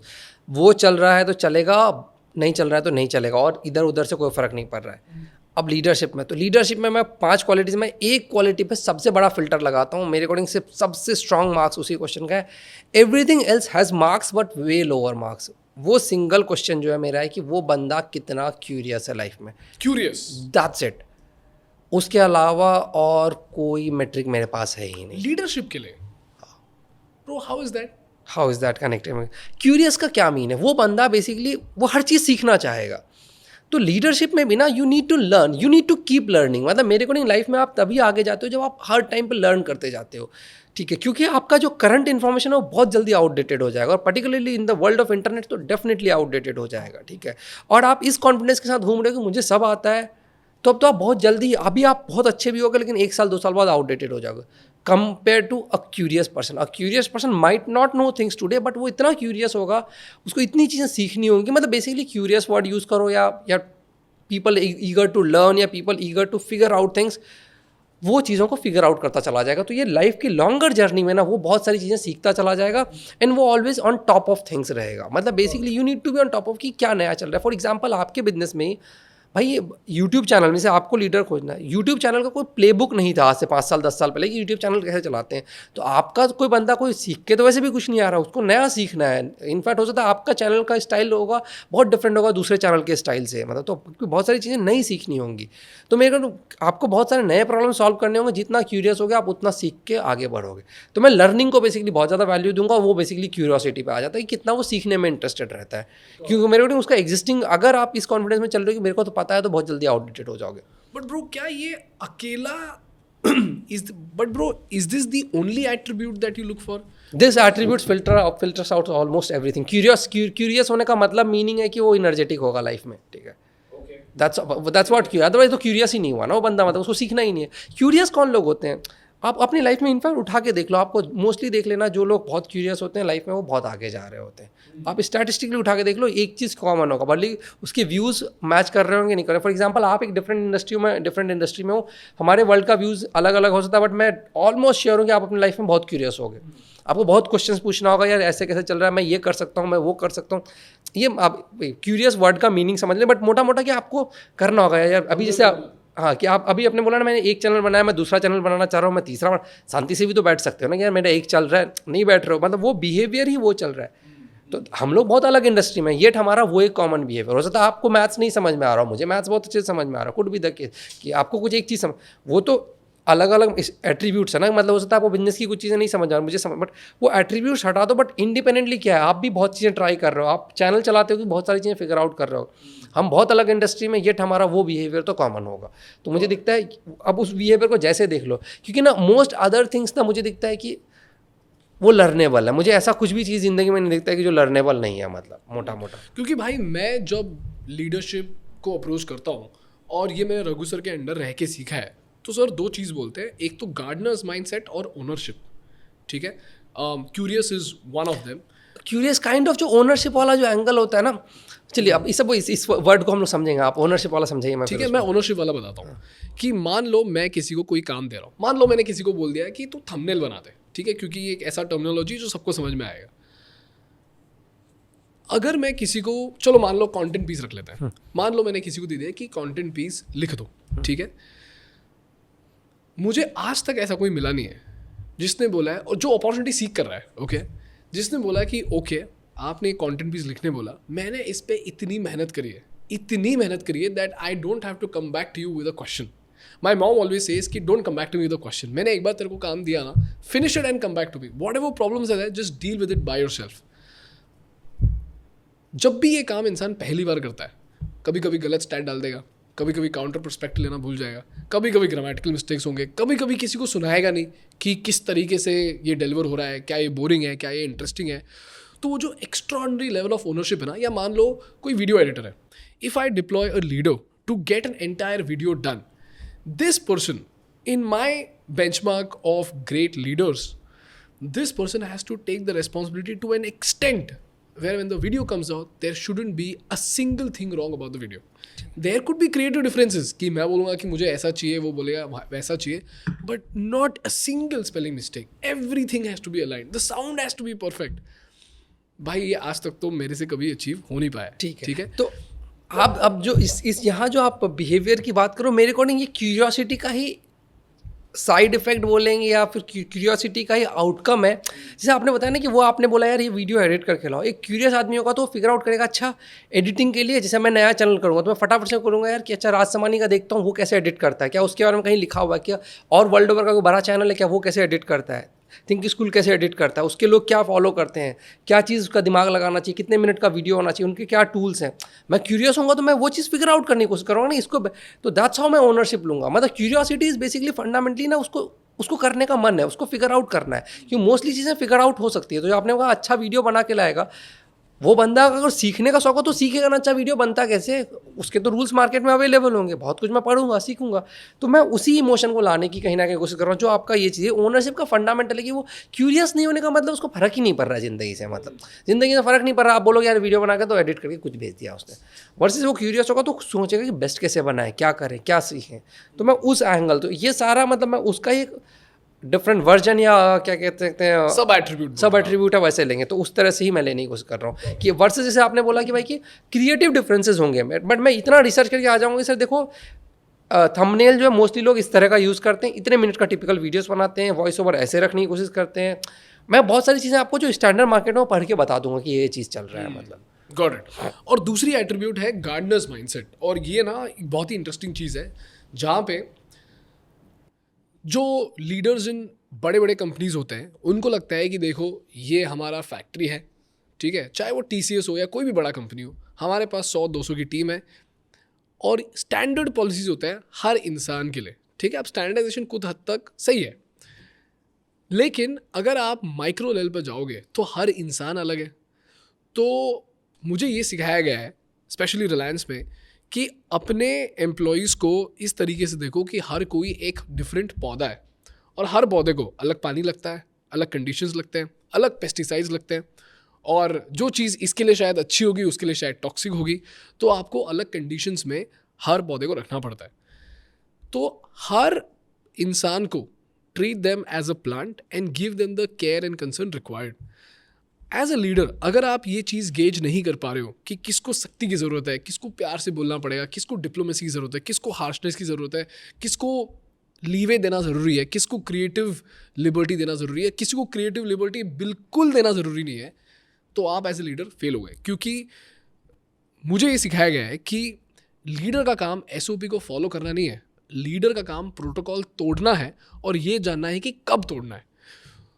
अब मुझे बताओ कि आप जब इन लीडर्स को गेज करते हो, आपने क्यूरियोसिटी एक चीज़ बोल दी, लेकिन कहीं ना कहीं आप ओनरशिप, गार्डनर्स माइंडसेट, ये सब डायरेक्टली और इनडायरेक्टली आप चेक करते हो, राइट। तो जब आप लीडर्स को गेज करते हो तो आप कैसे गेज करते हो कि ये लीडर ओनरशिप माइंडसेट वाला है कि नहीं है? जब मैं पहले दिन उसको ले रहा हूँ तब, या फिर बाद में? I would say before you take this person in, because interview में ना भाई बहुत सारे लोग फेक करते हैं, फ्लफ होता है, रेज्यूमे में झूठ बोलते हैं। तो इतने सारे तरीके, मुझे इनफैक्ट नए नए तरीके समझ में आ रहे हैं कि लोग किस तरीके से अपने आप को पोर्ट्रे करते हैं। बट पहले मैं इस माइंडसेट पे था, ठीक है, इंसान चाहे इंटरव्यू में कितना भी फेक करे, जैसे ही काम करेगा 10 दिन में समझ में आ जाएगा कि इंसान ढंग का है कि नहीं। बट भाई it is such a lengthy process कि आप अगर इंटरव्यू में किसी को गेज कर पा रहे हो तो आपको 10 दिन एक इंसान के ऊपर स्पेंड करने की ज़रूरत नहीं है। हम तो पूरे महीने का सैलरी भी दे देते हो, तो पूरे महीने की सैलरी देने की ज़रूरत नहीं है, आइटरेशन फास्ट हो सकता है। तो I am just trying to understand how do I gauge the leaders through an interview or a resume in such a way that I don't have to go through this tedious process of 10 days and testing.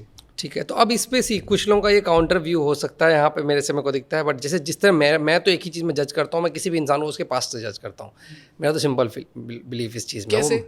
वो जब मेरे पास आया होगा, कोई भी बंदा leader मेरे पास आया होगा, तो उसने अपनी ज़िंदगी की 20 साल 25 साल 30 साल कुछ समय बिताए हैं।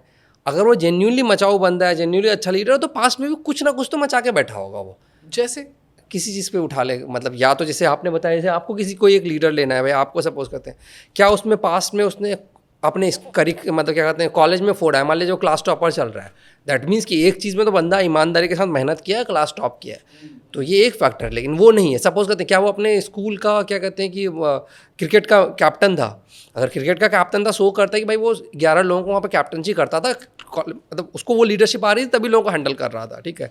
क्या उसने किसी और चीज़ में फोड़ रखा है, क्या वो बहुत अच्छा गिटार बजाता है, इसका मतलब एक चीज़ में पैशनेट है और एक चीज़ में मेहनत करी है बंदे ने, ईमानदारी से करी है।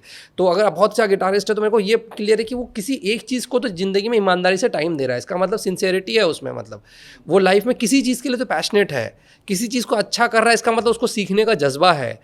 स्कूल का अगर कैप्टन रहा है तो उसका मतलब लीडरशिप, मैं कहूँ कुछ ना कुछ तो किया होगा उसने, जो आपको सिग्नल दे देगा कि पास्ट में उसने कुछ तो, वो अपने लिमिटेड मीन्स में आपका काम नहीं कर रखा होगा, बट कुछ ना कुछ तो उसने कर रखा होगा, वो आपको बहुत अच्छे से सिग्नल दे देगा। तो आप बोल रहे हो कि एक एक्ट ऑफ एक्सीलेंस तो होना चाहिए? होगा ही सब में। मेरे को अगर कुछ भी नहीं किया act of excellence, that need not be your class, वो जरूरी नहीं, बट कोई ना कोई एक्ट ऑफ एक्सीलेंस अगर नहीं तो फिर आप लीडरशिप, तो फिर आपने पास में भी कहीं लीडरशिप नहीं दिखाई ना, मतलब आपने किसी चीज़ को भी ओन नहीं किया, वो वाला चीज़। तो जैसे बहुत बार लोग कहते हैं ना क्या कि अच्छे कॉलेज के लोगों को क्यों लेते हो? मैंने कहा अच्छे कॉलेज का स्टूडेंट डज नॉट मीन कि वो सिर्फ इंटेलिजेंस है, वो शो करता है कि उसने पास्ट में एजुकेशन को सीरियसली लिया है।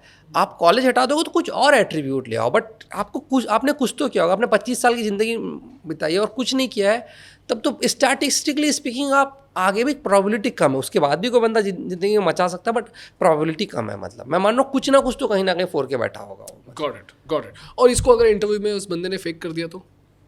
अब जी ब्रॉडली जैसे मेरा मानना होता है, अगर आप थोड़ा सा भी डीप में जाएंगे ना, तो जो बंदे ने वो काम नहीं करा होगा 10 मिनट के कॉन्वर्सेशन का उसका, क्योंकि जो सालों नॉलेज लेके बैठता है वो 10 मिनट के कॉन्वर्सेशन के बाद फिनिश हो जाएगा। जैसे मुझे एक एग्जांपल दो कि आपने कभी किसी को गेज किया है ये फेकनेस के लिए? हाँ, मैं नहीं फेकनेस के लिए गेज नहीं, जैसे मैं अपने इस पे लेता हूँ, मतलब इनफैक्ट हमारे इस पे मैंने तो प्रॉपर जैसे इंटरव्यूज़ के टाइम पे लोग जिस फील्ड में डीप में है, मतलब अगर किसी की कोई बंदा सपोज करते कोई बंदा सिंगिंग में डीप में, मैं उसमें भी समझना चाहूँगा कि अगर आपको सिंगिंग आती है तो क्या आपने स्कूल लेवल पे, कॉलेज लेवल पे कहीं पे भी सिंगिंग अच्छी की है, कितने लोगों में परफॉर्म किया है, कहाँ के परफॉर्म किया है, तो कुछ अवार्ड्स मिले हैं।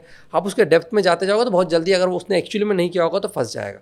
अब वो किसी चीज़ में हो सकता है, वो खेल में भी अच्छा हो सकता है, उसने कुछ स्टार्टअप अपना आइडिया ट्राई किया होगा, वो फेल किया होगा, उसमें क्या किया है, तो कुछ ना कुछ आपको बता देगा। मतलब तो मेरे ख्याल से इसमें डेप्थ पे जाओगे तो बहुत जल्दी आपको शैलो नॉलेज, तो बहुत जल्दी 10 मिनट के अंदर तो शैलो नॉलेज खत्म हो जाता है ना। ओनरशिप कैसे गेज करोगे भाई?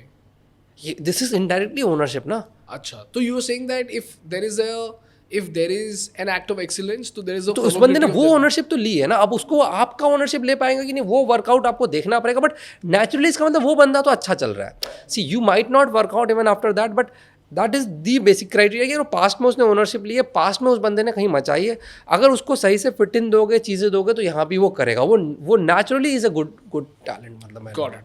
अभी मुझे बताओ कि मान लो आप, in fact now I want to go back to your old times when InShot was just a Facebook page, ठीक है? तो आपने आपका फर्स्ट एम्प्लॉय कब हायर किया? तो जैसे हमने तो शुरुआत ही करी थी, तो मैंने तो जैसे एक चीज़ सिंपल लगाया था, मैं अपने नेटवर्क से, मेरे बहुत सारे फ्रेंड्स मेरे साथ थे, मेरे नेटवर्क के बहुत सारे लोग थे, क्योंकि वहाँ तो मेरे लिए फ़िल्टर करना बहुत आसान था, मेरे को पता था कि कौन कौन सा बंदा जो है वो अच्छा है लाइफ में। मतलब तो अभी भी ये लोग आपके साथ हैं? हाँ, उसमें से काफ़ी सारे लोग अभी भी। तो मुझे बताओ भाई, क्योंकि ना ये एक और प्रॉब्लम ये आती है लोगों को, मुझे ये प्रॉब्लम टू बी ऑनेस्ट कभी आई नहीं कि हमारा स्टार्टअप क्योंकि नया है तो कोई हमको ज्वाइन करना नहीं चाहता। तो यहाँ पे मेरा सोल्यूशन बस इतना था कि जब मैंने कंपनी शुरू करी थी तो भी कोई जानता नहीं था कि थिंक स्कूल क्या है। ठीक लेकिन मेरे पास पहले दिन में 25 बच्चे आ गए, ठीक है, ठीक है, जिन्होंने 2,000 रुपये दिया, तो मैंने पहले दिन में 50,000 रुपये कमा लिया। ठीक है, बेस्ट है। वो अलग बात है कि 2 महीने का कोर्स था और उसमें मैंने 50,000 कमाया, but that was a very big deal for me, ठीक है? क्यों? क्योंकि मुझे पता है कि मेरे में इतना कन्विंसिंग एबिलिटी है कि अगर मैं किसी न्यूबी को भी उठाऊं और मैं उसको बताऊं कि मेरा आइडिया क्या है, तो मैं परसुएट कर सकता हूं कि आप मेरी कंपनी ज्वाइन कर सकते हो। तो मेरा फंडा हमेशा से बहुत सिंपल रहा है कि अगर आपके आइडिया में दम है और सामने वाला उस आइडिया में बिलीव करता है और उसको अगर आप में कॉन्फिडेंस दिखता है, तो वो तो कंपनी ज्वाइन कर ही देगा, ठीक है? लेकिन अब क्या हो गया कि अब यूट्यूब बहुत पॉपुलर हो गया है, थिंक स्कूल अपने आप में एस्पिरेशनल हो गया है, तो हमको टैलेंट ढूंढना इतना मुश्किल नहीं होता, फिल्टर करना मुश्किल होता है, बट ढूंढना इतना मुश्किल नहीं होता। बट आज बहुत सारे लोग मुझे ये बता रहे हैं कि हमारी कंपनी तो बहुत बढ़िया चीज़ कर रही है, हम बता भी रहे हैं बहुत बढ़िया तरीके से, लेकिन ना हमको एम्प्लॉयज़ मिल नहीं रहे क्योंकि उनके दिमाग में हमारे कंपनी को लेके फैसिनेशन नहीं है और हमारा बिजनेस इतना सेक्सी बिजनेस नहीं है कि हम बस उसको ग्लोरीफाई करके किसी को बताएं और कोई आके ज्वाइन कर ले। तो क्या ये दिक्कत आपको आई है या आपके दोस्तों में से किसी को आई है? ये आप किस स्टेज की बात कर रहे हैं? मैं 0th डे पे स्टार्ट कर रहा हूँ, मैं 0th डे की बात कर रहा हूँ।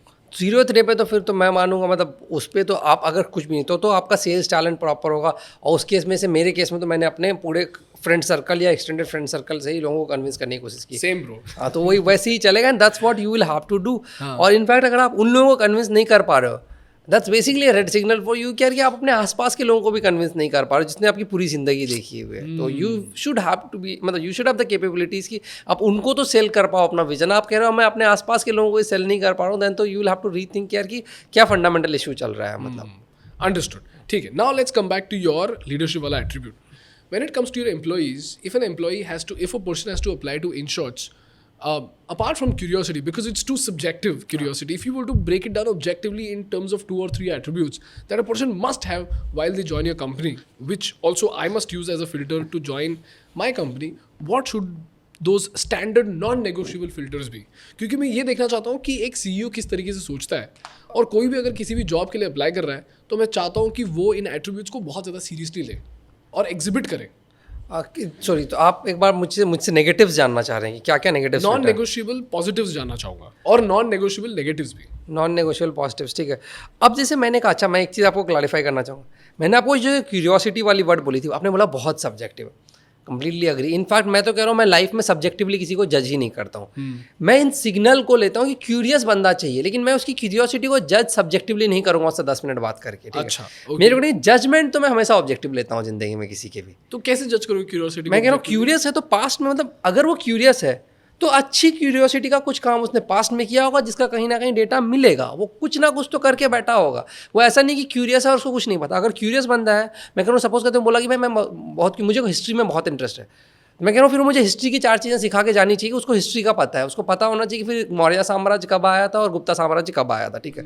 अगर वो हिस्ट्री पढ़ने में इंटरेस्टेड है, अगर इंडियन मतलब क्या कहते हैं इंडियन इंडिपेंडेंस के पढ़ने में इंटरेस्टेड है, तो उसको पूरा पता होना चाहिए भाई कि मूवमेंट कब आया था, वहाँ पर गांधी जी का क्या रोल था, आपका क्या कहते हैं नेहरू जी का क्या रोल था, सबका आपको पता होना चाहिए, सरदार जी का क्या रोल था, आपको पता होना चाहिए। आपको जिस चीज़ में भी इंटरेस्ट, अगर क्यूरियस हो तो पास्ट में कुछ करके बैठे होगे, उसका कुछ ना कुछ सिग्नल पास्ट में रहा होगा।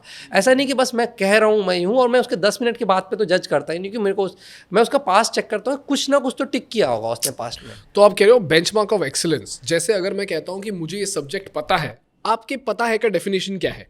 कितना पता है? वो किसी भी चीज़ में हो सकता है। अब वो कोई भी फील्ड उठा लो। मैं कह रहा हूँ ना, आपको म्यूजिक में इंटरेस्ट, आप म्यूजिक में कर दो। आपको ट्रैवल में, आप ट्रैवल पे बात कर लो, बट कितनी बातें कर पा रहे हो?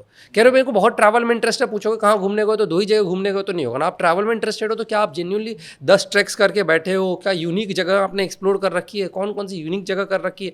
कितने दिन वहाँ जाके थे? किन से बातें की थी? क्या किया था? मतलब जैसे आप बोलोगे मैं क्यूरियस हूँ ट्रैवल को लेकर, आपने बोला 3 लिस्ट गिना दिया कि मैं मनाली घुमाऊँ, शिमला घुमाऊँ, तो इसका मतलब आप ट्रैवल में फिर इंटरेस्टेड नहीं चल रहे हो। आप ट्रैवल में इंटरेस्टेड चल रहे हो तो आप मुझे 10 ऐसी जगह इंडिया के गिना दोगे जो लोगों को पता नहीं होगा। कि पता है आपको कि राजस्थान में एक ऐसी जगह है, हिमाचल में एक ऐसी जगह है, देन आई विल से कि हाँ भाई ये बंदा इस चीज़ में क्यों। तो वो पूरा ऑब्जेक्टिव चल रहा है, मेरे कोई भी जजमेंट सब्जेक्टिव नहीं चल रहे हैं। ब्यूटीफुल, ठीक है। अब मुझे बताओ कि 3 non negotiables, 3 positive non negotiables आपकी कंपनी में क्या है हर किसी के लिए? तो एक नॉन नेगोशिएबल अगेन, अच्छा बहुत सारे जब हम एट्रीब्यूट, जब रिजल्ट्स की जज करते हैं ना, वो बेसिकली किसी एक एट्रीब्यूट को सिग्नल देता है। जैसे मेरा एक नॉन नेगोशिएबल मेरी लाइफ में इन जनरल जो मतलब रहता है, मैं लेता हूँ, मतलब अगर लेता हूँ, अब इस नॉन नेगोशिएबल को जज करना बहुत टफ होता है, बट वही इसका एक डिफरेंट फॉर्मेट हमने थोड़ी देर पहले भी डिस्कस किया था कि आप कितना ट्रुथफुल हो। मेरे अकॉर्डिंग से मैं बहुत स्ट्रांगली इस चीज़ को बिलीव करता हूँ। मतलब इनफैक्ट अगर मुझे थोड़ा सा भी किसी बंदे का जो उसने क्लेम किया है और उससे 1 यूनिट भी ऊपर नीचे दिखता है, तो मतलब मैं उसके साथ बिल्कुल नहीं काम करना पसंद करता हूँ, मतलब बिल्कुल नहीं। जैसे फॉर एग्जांपल बहुत सारे, तो वहाँ ये डिस्क्रिपेंसी में तो आई थिंक काफ़ी सारी और भी कंपनीज नहीं काम कर रही होंगी कि जो आपने CTC क्लेम किया और उसमें थोड़ा सा भी ऊपर नीचे होगा तो विल बी आउट, मतलब will not hire you, not because कि आपका वो ऑफर हम लोग अफोर्ड नहीं कर सकते हैं, बट बिकॉज कि आपका वो ट्रुथ नहीं है। मतलब तो मतलब बेसिकली आप यहाँ पे कहीं पे घुमा फिरा के बात कर रहे हो, जहाँ पे मुझे थोड़ा सा सिग्नल दिखा कि ये बंदा जो क्लेम कर रहा है और उसका जो ट्रुथ है वो गड़बड़ है, मतलब तो वो पूरा आउट हुआ था। बट इसको जज करना थोड़ा टफ होगा, बट ये सिंगल बिगेस्ट फैक्टर है, इस पर तो क्लियर कट ही आउट है। मतलब भले ही आपका जो आपने किया हो वो आप अदरवाइज होता बहुत अच्छे हो, मतलब you are good at your work, but मुझे दिख रहा है कि नहीं ये ऊपर नीचे कर रहा है कहीं पे भी चीज़ों को, तो वो आउट हो जाएगा। मतलब गॉट इट। लेकिन मुझे बताओ ये जो ऊपर नीचे करके, ये मुझे बताओ कि आपने जो इतना हाई बेंचमार्क सेट करा है, अभी ऑब्वियसली बहुत सारे लोग इसमें ना अच्छे होंगे, ऑन पेपर दिख रहा है कि बंदा बहुत टैलेंटेड है, लेकिन ये एक छोटे से रेड फ्लैग से आप मान लो उसको निकाल रहे हो, तो क्या आपको कभी टैलेंट का क्राइसिस महसूस होता है कि यार हमने इतने हाई बेंचमार्क सेट करके रखे हैं कि यार कोई टैलेंट क्वालिफाई नहीं कर रहा है इसमें? तो मेरा लाइफ में जो बिलीफ है, जिस तरह से मैं देख रहा हूँ ना, आप अपने सारे बेंचमार्क्स को 100 पे नहीं रख सकते हो ना। आप कैसे दुनिया को देखते हो उस पर डिपेंड कर जाता है। आप कह रहे हो कि मेरे को भाई कि ये 5 कॉलेज से ही चाहिए, ये 5 जगह जॉब करने वाले बंदे चाहिए, फिर इस क्राइटेरिया पर चाहिए।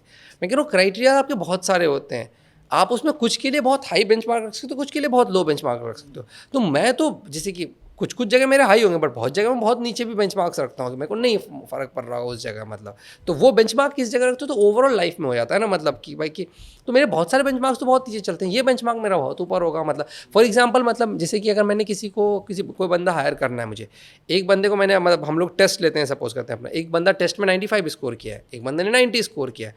मैं कह रहा हूँ मेरे को 90 वाला अगर बाकी जगह वो चेक मार्क दिखा तो मैं 90 वाला हायर करके हैप्पी चल रहा हूँ। तो आप कह रहे हो कि नेगोशिएबल और नॉन नेगोशिएबल दोनों होने चाहिए। दोनों नॉन नेगोशिएबल में बिल्कुल कॉम्प्रोमाइज, नेगोशिएबल फिर भी थोड़ा ऊपर नीचे होगा तो ठीक है। तो नॉन नेगोशिएबल पे आते हैं। पहले हो गया ट्रूथफुलनेस और नॉन नेगोशिएबल नेगेटिव में आ गया झूठ बोलना, ठीक है। काइंड ऑफ इस दोनों का एक ही लेवल, हाँ इसका Okay. डिफरेंट। दूसरा नॉन नेगोशिएबल क्या है आपके लिए? अगर किसी बंदे को मैं हायर कर रहा हूँ 5 साल बाद, मैं सपोज करता हूँ उसके 5 ईयर्स का वर्क एक्स, तो ये वर्क एक्स वाले लोगों के लिए अप्लाई करेगा, नॉन वर्क्स के लिए नहीं अप्लाई करेगा। वर्क एक्सपीरियंस वाले 7 साल का हुआ और 7 साल में उसने अगर 7 कंपनीज चेंज की है, तब तो मेरा क्लियर नो होगा वो, ठीक है। अब आप वो उसके लिए लाइफ के लिए ऑप्टिमाइज हो सकता है, अच्छा चल रहा हो, बट मेरे अकॉर्डिंग भाई 7 साल में 7 कंपनीज का, आप ओनरशिप लेके किसी कंपनी में नहीं बैठे हो। आपने एग्जैक्टली वही बात बोला। आई अंडरस्टैंड आपको पहले कंपनी में नहीं मज़ा आ रहा होगा, दूसरे कंपनी में नहीं मज़ा आ रहा होगा, बट किसी कंपनी में किसी कंडीशन में क्या आपने 5 साल दिए? अगर आपने नहीं दिए, इसका मतलब आप मेरी कंपनी में भी आके अगले साल जाने रहोगे, तो आप अगले साल जाने के माइंड सेट में आओगे तो आप काम करोगे ही नहीं। तो वो वाला चीज़ कि भाई कहीं तो ढंग से काम किया। मैं नहीं कह रहा हूँ कि एक ही कंपनी में लाइफ पूरी दे दो, बट अगर 7 साल का एक्सपीरियंस है तो कोई एक कंपनी में क्या 4 साल दिए हो आपने, किसी एक करने को हो सकता है कहीं पे आपका नहीं वर्कआउट किया, कहीं पे आपका टॉक्सिक कल्चर होगा, सैलरीज अच्छी नहीं दे रहे होंगे, बट 7 की 7 कंपनीज अगर पिछले आप छोड़ते जा रहे हो तो वो कहीं ना कहीं आप ओनरशिप नहीं ले रहे हो। तो ओनरशिप का ये मेरा data objective data point. Bro तीसरा एट्रीब्यूट क्या होगा? तो हम लोग आप बताइए कुछ, मैं सोचने की कोशिश कर रहा हूँ एट्रीब्यूट्स में और क्या क्या चीज़ें। मेरे लिए एक बहुत ही स्पेसिफिक तीसरा एट्रीब्यूट है, वो है ऑब्सेशन विद एफिशिएंसी। क्यों मैं आपको बोलता हूँ? क्योंकि यहाँ पे जितने भी सारे एडिटर्स हैं ये खुद को आर्टिस्ट समझते हैं। मैं उनको बोलता हूँ कि देखो आर्टिस्ट होना ठीक है, but then artist with efficiency होना बहुत ज़रूरी है। Similarly when it comes to my writers also, when it comes to in general a leader और a person, if they are not efficiency obsessed, then what happens is they're not looking at the time that they're consuming to do a certain amount of work. और अगर output चाहे कितना भी बढ़िया हो, एक certain level के बाद अगर वो टाइम ले लेता ना, तो फिर वो आउटपुट का कोई वैल्यू नहीं होता। जैसे अगर मैं महीने में अगर एक वीडियो बनाऊँ तो उसकी वैल्यू उतनी है नहीं, चाहे वो कितना भी बढ़िया वीडियो हो। लेकिन अगर मैं महीने में 4 वीडियो बनाता हूँ, आइटरेटिव प्रोसेस के साथ बनाता हूँ और उसको थोड़ा थोड़ा करके एफिशिएंट बनाता रहता हूँ, तो जब तक मैं 40th वीडियो बनाऊँगा, चैनल बाय इटसेल्फ जितना रेवेन्यू जनरेट करेगा, जितना मुझे सीखने को मिलेगा, जितना मुझे व्यूज़ मिलेगा, that will be much higher as compare to those 4 or 5 perfect videos. And मुझे ये लगता है कि अगर कोई भी बंदा आज के ज़माने में स्पेशली जहाँ पे इतने सारे AI टूल्स आ रहे हैं, कोई अगर एफिशिएंसी ऑब्सेस्ड है तो दिन में रोज़ घर जाके 15-20 मिनट तो ये देखेगा कि AI टूल्स यूज़ करके जो मैं काम कर रहा हूँ, क्या मैं उसको एफिशिएंट बना सकता हूँ कि नहीं। और मैं रोज़ मेरी टीम को यही बोलता हूँ, efficiency efficiency efficiency. In fact Velumani sir ने मुझे एक बहुत इंटरेस्टिंग चीज़ बताई थी कि अगर आपका प्रॉफिट कस्टमर्स की जेब से आ रहा है तो आप कुछ हद तक धंधा चला लोगे, लेकिन अगर आपका प्रॉफिट फ्लोर एफिशिएंसी से आ रहा है तो आप कुछ भी कर सकते हो। और ये चीज़ मैंने देखी है नारायणा की केस स्टडी में, जहाँ पे नारायणा हॉस्पिटल ने अपने ऑपरेशंस के कॉस्ट को 70-80% से रिड्यूस कर दिया with no compromise in quality, क्योंकि डॉक्टर देवी शेट्टी ने ऑपरेशन को एफिशिएंट बनाने के चक्कर में उन्होंने ऑपरेशन को असेंबली लाइन फॉर्मेट में बदल दिया। तो मैंने कंसिस्टेंटली ये देखा है कि जो बंदा एफिशिएंसी ऑब्सेस्ड है, चाहे उसका काम बेस्ट हो या ना हो, अगर बंदा एफिशिएंसी ऑब्सेस्ड है ना, तो वो उन लोगों को बीट कर देगा जो परफेक्शनिस्ट हैं, जो परफेक्शन ऑब्सेस्ड है। आपको क्या लगता है? मैं शायद अग्री कर जाऊँ, पर मैं तो परफेक्शन को, तो मैंने जैसे हमारे कॉन्वर्सेशन शुरू में भी आपने बोला था, परफेक्शन के साइड में तो मैं जाता ही नहीं हूँ। जो आपने एफिशिएंसी की बात कही उस चीज़ पे, मतलब जितना बेटर कर पाएंगे मैं उस चीज़ को साथ अग्री करूँगा कि ये ट्रेड भी जितना अच्छा मैं खोज पाऊँगा मैं खोजने की कोशिश करूँगा, मतलब तो वो चीज़। बट ब्रॉडली मैं बोलूँगा ना, ये सारी चीज़ें ही अगर जिस तरह से मैं फिल्टर आउट करने की कोशिश कर रहा हूँ कि ये सारे पे मैं मैं बोल रहा था कि अगर वो एफिशिएंसी ऑब्सेस्ड है तो पास्ट में भी उसने कुछ एफिशिएंसी वाला काम किया होगा, वहाँ से मैं उठाऊँगा। अगेन ये trade is a good trade, मतलब अगर मेरे को थर्ड ट्रेड में बोलोगे तो शायद प्रॉब्लम मैं बोलूँगा is a good trade. And interestingly efficiency obsession also stems from curiosity to think हाँ, how do I make this work. मतलब मैं उसी पे देख रहा था कि क्यूरियस लोग होंगे तो चांस है यार कि वो एफिशिएंट भी होंगे, क्योंकि वो लर्न कर रहे हैं। जैसे आपने बताया ना कि what are the AI tools that I can use, तो वो क्यूरियस होगा तो वो डिफॉल्टली चाहेगा मैं लर्न करूंगा। तो मेरे को अगर आप लर्निंग एटीट्यूड, बेसिकली क्यूरियोसिटी, और आप लर्निंग एटीट्यूड रखोगे तो आप धीरे धीरे सब चीज़ को बेटर करते चले जाओगे over time. Understood. By the last 10 minutes, I want to talk to you about Shark Tank. And the reason why I kept it last is because you have spoken about it enough. But the reason why I kept it last is because no matter how much you speak about it, people still want to know more. Okay? मैं आपसे ये पूछना चाहूँगा, instead of asking you about how your Shark Tank experience was, मैं आपसे ये जानना चाहूँगा कि मुझे 3-4 ऐसी चीज़ें बताओ जो Shark Tank के बारे में किसी को पता ही नहीं है, जो आप एज एन इन्वेस्टर चाहे सोचते हो या कैलकुलेशन करते हो कि कुछ ऐसी चीज़ें जो होती हैं सेट पे जिसके लिए एंटरप्रेन्योर ने प्रिपेयर करना होता है, जिसके लिए लोग प्रिपेयर नहीं करते। Tell me anything, but I just want to understand the behind the scenes of an investor entrepreneur relationship. Specially on the tank? तो आई थिंक ये काफ़ी बार शायद लोगों ने बोला है कि नहीं बोला, बट एक चीज़ जो होता है कि उस टैंक पे वो जब वो कंपनी आती है, वो कंपनी हमें भी पहली बार उसी टैंक पे ही पता चलता है कि दिस इज़ द कंपनी, तो हमें उसका ज़ीरो नॉलेज होता है। Isn't it better that Soni आपको कंपनी के डिटेल्स दे दे ताकि आप बेटर क्वेश्चंस पूछ पाओ?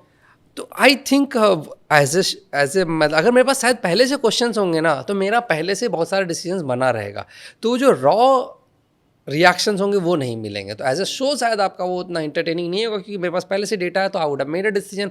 तो मैं वहाँ उससे एक्साइटेडली क्वेश्चन भी नहीं पूछूंगा, ना ही वो कॉन्वर्सेशन एक्साइटिंग होगा। तो मैं एक डिटरमाइंड माइंडसेट से पहले आ रहा हूँ, वर्सेस कि मेरा पूरा रॉ माइंडसेट है। तो मैं वहाँ पे जो भी कॉन्वर्सेशन कर रहा हूँ दैट्स प्योरली रॉ। मैं रियल मतलब क्या कहते हैं, मेरे इमोशंस आ रहे हैं, मैं कुछ भी एक्ट नहीं कर रहा हूँ वहाँ पे। तो मुझे लगता है वो सबसे अच्छा, मतलब मेरे को भी अगर वो फॉर्मेट डिज़ाइन करना होगा तो मैं भी इसी सपोर्ट के साथ जाऊँगा कि हमें कुछ नहीं पता होना चाहिए, तब जो इमोशंस आएंगे प्योरली रॉ आएंगे मतलब। तो ये एक चीज़ होता है, बट ये आई थिंक वो वाला चीज़ लेते हैं। और क्या क्या चीज़ें लेते हैं, तो एक बाकी आई थिंक ये चीज़ तो थोड़ा पता ही होगा, जैसे जो आपको कट दिखता है वो तो एक एपिसोड 12 से 15 मिनट का होता है, बट जनरली शूट टाइम जो होता है 60 to 90 मिनट्स का होता है। तो वो लंबा शूट टाइम होता है, वो किसी भी चीज़ का उसको कट करके आपको छोटा पीस दिखाया जाता है। तो उसमें पीसेस कट होते हैं, बट जो पीसेस होते हैं वो एक्चुअल पीसेस होते हैं, मतलब ये Got it. Bro, let me ask you a better question. मुझे बताओ कि आपने इतने सारे पिचेस देखे हैं, what are the biggest mistakes that the entrepreneurs make while they come to the pitch, जिसको देखते ही आप बोलते हो कि यार even though this looks like a good company, मुझे इसमें इन्वेस्ट नहीं करना? ये तो मैं मानता हूँ किसी भी कंपनी में एक चीज़ तो उसके पास डेफिनेटली होना चाहिए, आपके सारे नंबर्स आपके टिप पे होने चाहिए। आपको ये नहीं बोलना चाहिए होना चाहिए ये मैं ना एक्सेल देख के बताऊँगा। अगर सपोज करते मैंने आपको पूछा पिछले मंथ का रेवेन्यू कितना था, आपको एक्सेल देख के बताने की ज़रूरत नहीं पड़नी चाहिए। आपके बिजनेस के नंबर्स, आपका रेवेन्यू, आपका कॉस्ट, आपका सेल्स, आपके कस्टमर्स, आपका repeat rate, all these numbers should be in your tip. Whether आप शार्क टैंक पे आ रहे हो या नहीं आ रहे हो, आपको आपके बिजनेस के सारे नंबर्स जबान पे रटे हुए होने चाहिए, या आप एक्सेल देख करके बिजनेस नहीं चला सकते हो। तो लोग बोलते हैं क्या मुझे ये नंबर चेक करना पड़ेगा? बहुत बार मैं इनफैक्ट उसमें एक नंबर पे तो ये तो मेरा क्लियर कट है कि ये नंबर जिसको नहीं पता होता तो मेरे अकॉर्डिंग से तो वो बिजनेस के लिए बहुत बड़ा रेड फ्लैग है, उस पर्सन के लिए भी। बहुत सारे कस्टमर्स को मैं पूछता हूँ भाई आपका रिपीट रेट क्या है। सपोज करते हैं मैंने एक सपोज करते हैं रेस्टोरेंट खोला, इस रेस्टोरेंट में मेरे पास इस महीने में 100 नए लोग आए जिन्होंने मेरे रेस्टोरेंट में खाना खाया।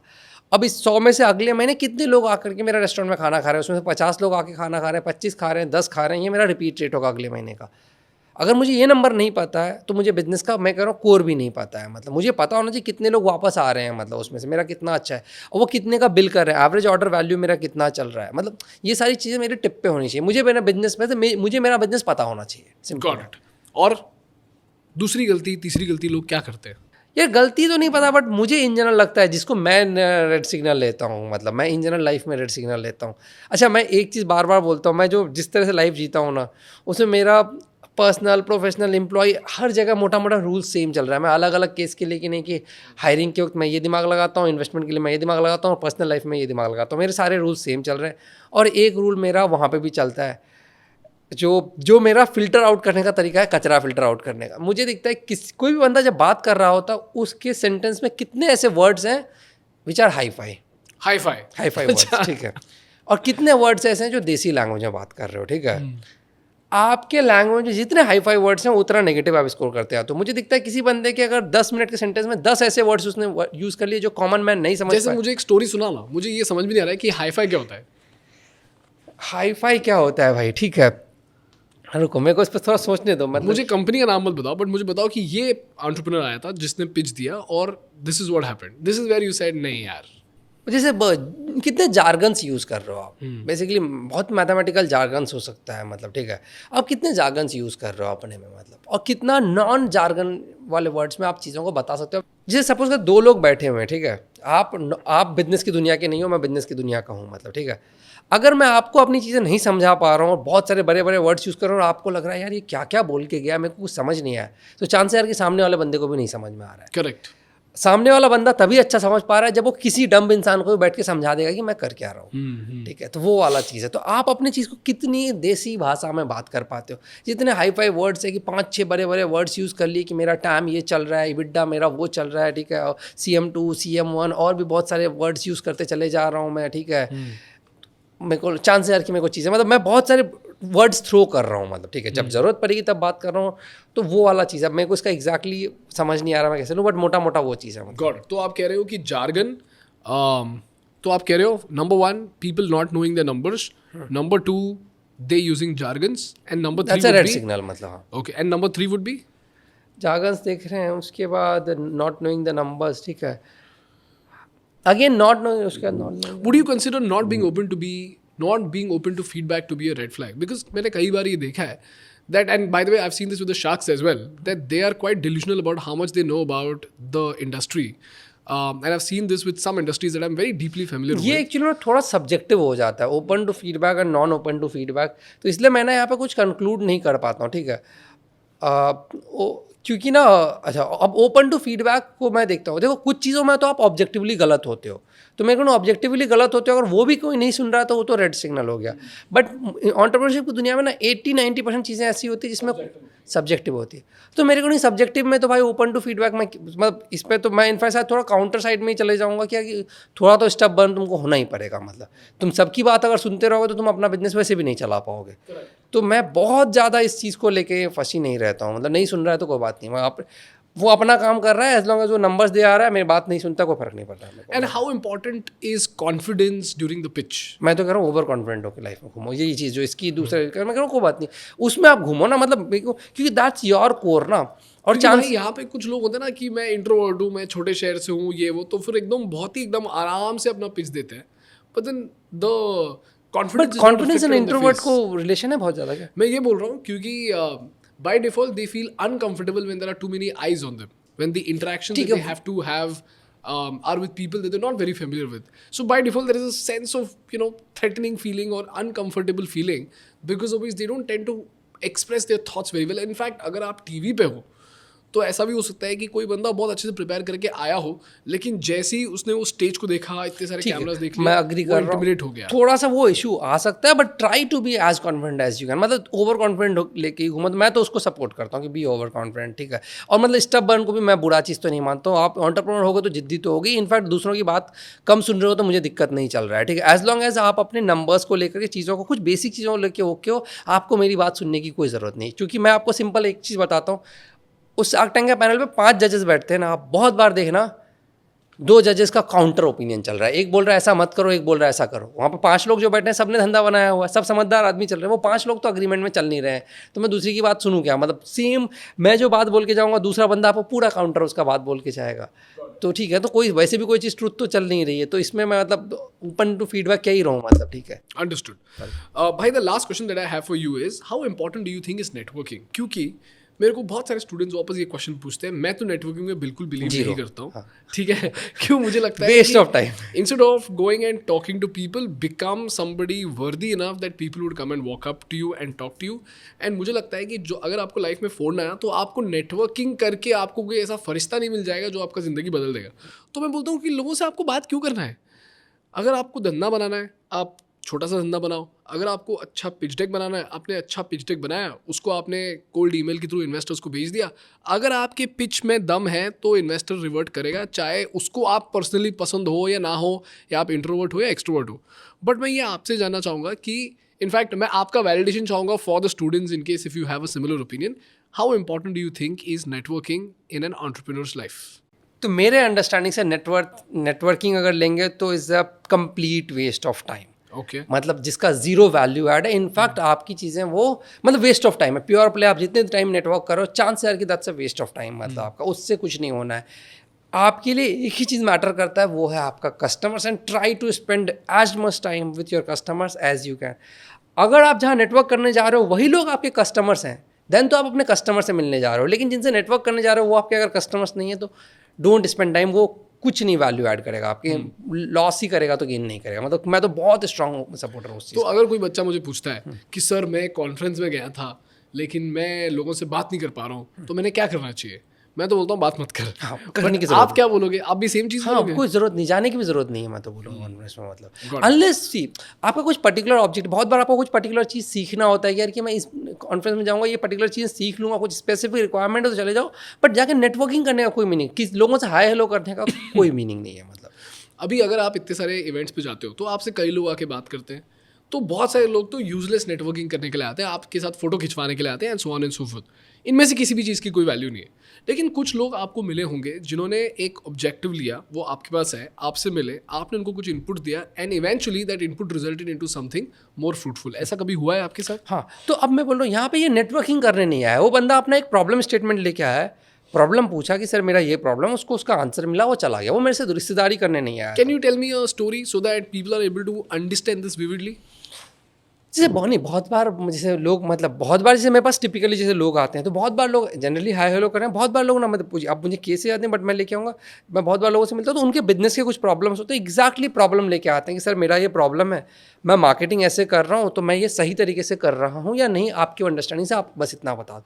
तो मैं अपनी अंडरस्टैंडिंग से उसको नॉलेज देता हूँ कि भाई मेरे अंडरस्टैंडिंग से ये सही जा रहे हो कि नहीं। बहुत बार लोग आते हैं, जैसे मेरे को अभी रिसेंटली एग्जैक्ट केस याद नहीं आ रहा बट मोटा मोटा था कि हमें गूगल और फेसबुक के थ्रू मार्केटिंग करनी चाहिए कि नहीं करनी चाहिए, ठीक है। तो उसका प्रोडक्ट मैंने सुना और समझा, जैसे हमारा पूरा बिजनेस ही गूगल और फेसबुक के मार्केटिंग से बना है, बट मुझे उसका प्रोडक्ट दिखा कि उसका प्रोडक्ट बहुत ही लोकल था, मतलब एक हाइपर लोकल स्पेस पे उसका प्रोडक्ट चल रहा था, ठीक है। तो मुझे दिखा कि उसके बिजनेस में अगर वो गूगल ऐड चलाएगा तो उतने हाइपर लोकल में टारगेटिंग ही नहीं हो पाएगी। तो मैंने उसको वो समझाया कि यार कि तुम्हारे बिजनेस के लिए शायद ये चीज़ सेंस नहीं बनाएगा, बट अगेन जाकर रीड कर लेना, क्योंकि तुम्हारा हाइपर लोकल बिजनेस एक लोकेलिटी में है तो शायद वहाँ पे पैम्पलेट या फिर एक पोस्टर ज़्यादा काम करेगा देन तुम्हारा गूगल, क्योंकि गूगल एड्स तुम्हारा एक सेक्टर में नहीं फोकस कर पाता है, बहुत फाइन ट्यून में नहीं कर पाता। तो अब ये बेसिक लर्निंग पे उसका था कि बाकी लोग कैसे करते हैं, तो मैंने उसको डेटा बता दिया कि हमने कैसे किया है, बाकी लोगों ने कैसे किया, थोड़ा सा उसको चीज़ों का आइडिया लग गया, एक क्वेश्चन था वो लेके चला गया, मतलब परफेक्ट। तो this is getting answer to your question. वो हो सकता है वो इंटरनेट से भी निकाल लेता, चलो वो मेरे पास भी आके निकाल लिया, बुरा नहीं है, आंसर कहीं से बेचारा खोजने की कोशिश कर रहा है, कहीं से मिल गया उसको आंसर, बट वो मेरे से नेटवर्किंग करने नहीं आया था, मतलब क्योंकि मेरे को तो मैं वैसे भी भूल जाऊँगा, मतलब उस इवेंट के बाद मोस्टली केस में ही होता है, आप जिनसे मिलते हो वो भूल जाते हैं। और जैसे आपने बताया ना, अगर उसको जेन्युइनली कल को फंड रेज करना होगा ना, तो मैं उस नेटवर्किंग के कारण से ना ही पैसे दूंगा, ना ही कोई मतलब एक्चुअली में उसके धंधे में दम होगा और वो मेरे को नहीं भी जानता होगा तब भी मैं पैसे दे दूंगा, और उसके धंधे में दम नहीं होगा और मेरे को जानता होगा तो तब भी मैं पैसे नहीं दूंगा। करेक्ट, मतलब, ये सिंपल बात है, मतलब ये, और यही सारे इन्वेस्टर्स के साथ भी होगा, मतलब। Beautiful, thank you so much भाई, this has been such a wonderful session. मैंने अपने भी इनफैक्ट बहुत सारे क्वेश्चंस आपसे पूछे and you been so kind to answer all of them, thank you so much. काफ़ी अच्छा था, बात करने में काफ़ी मज़ा आया। Will wait for the podcast. मुझे तो ऐसा लग रहा है कि हमने किसी कैफे में बैठ के बहुत लंबी चौड़ी डिस्कशन करी है, but it was fun bro, thank you so much. Thank you.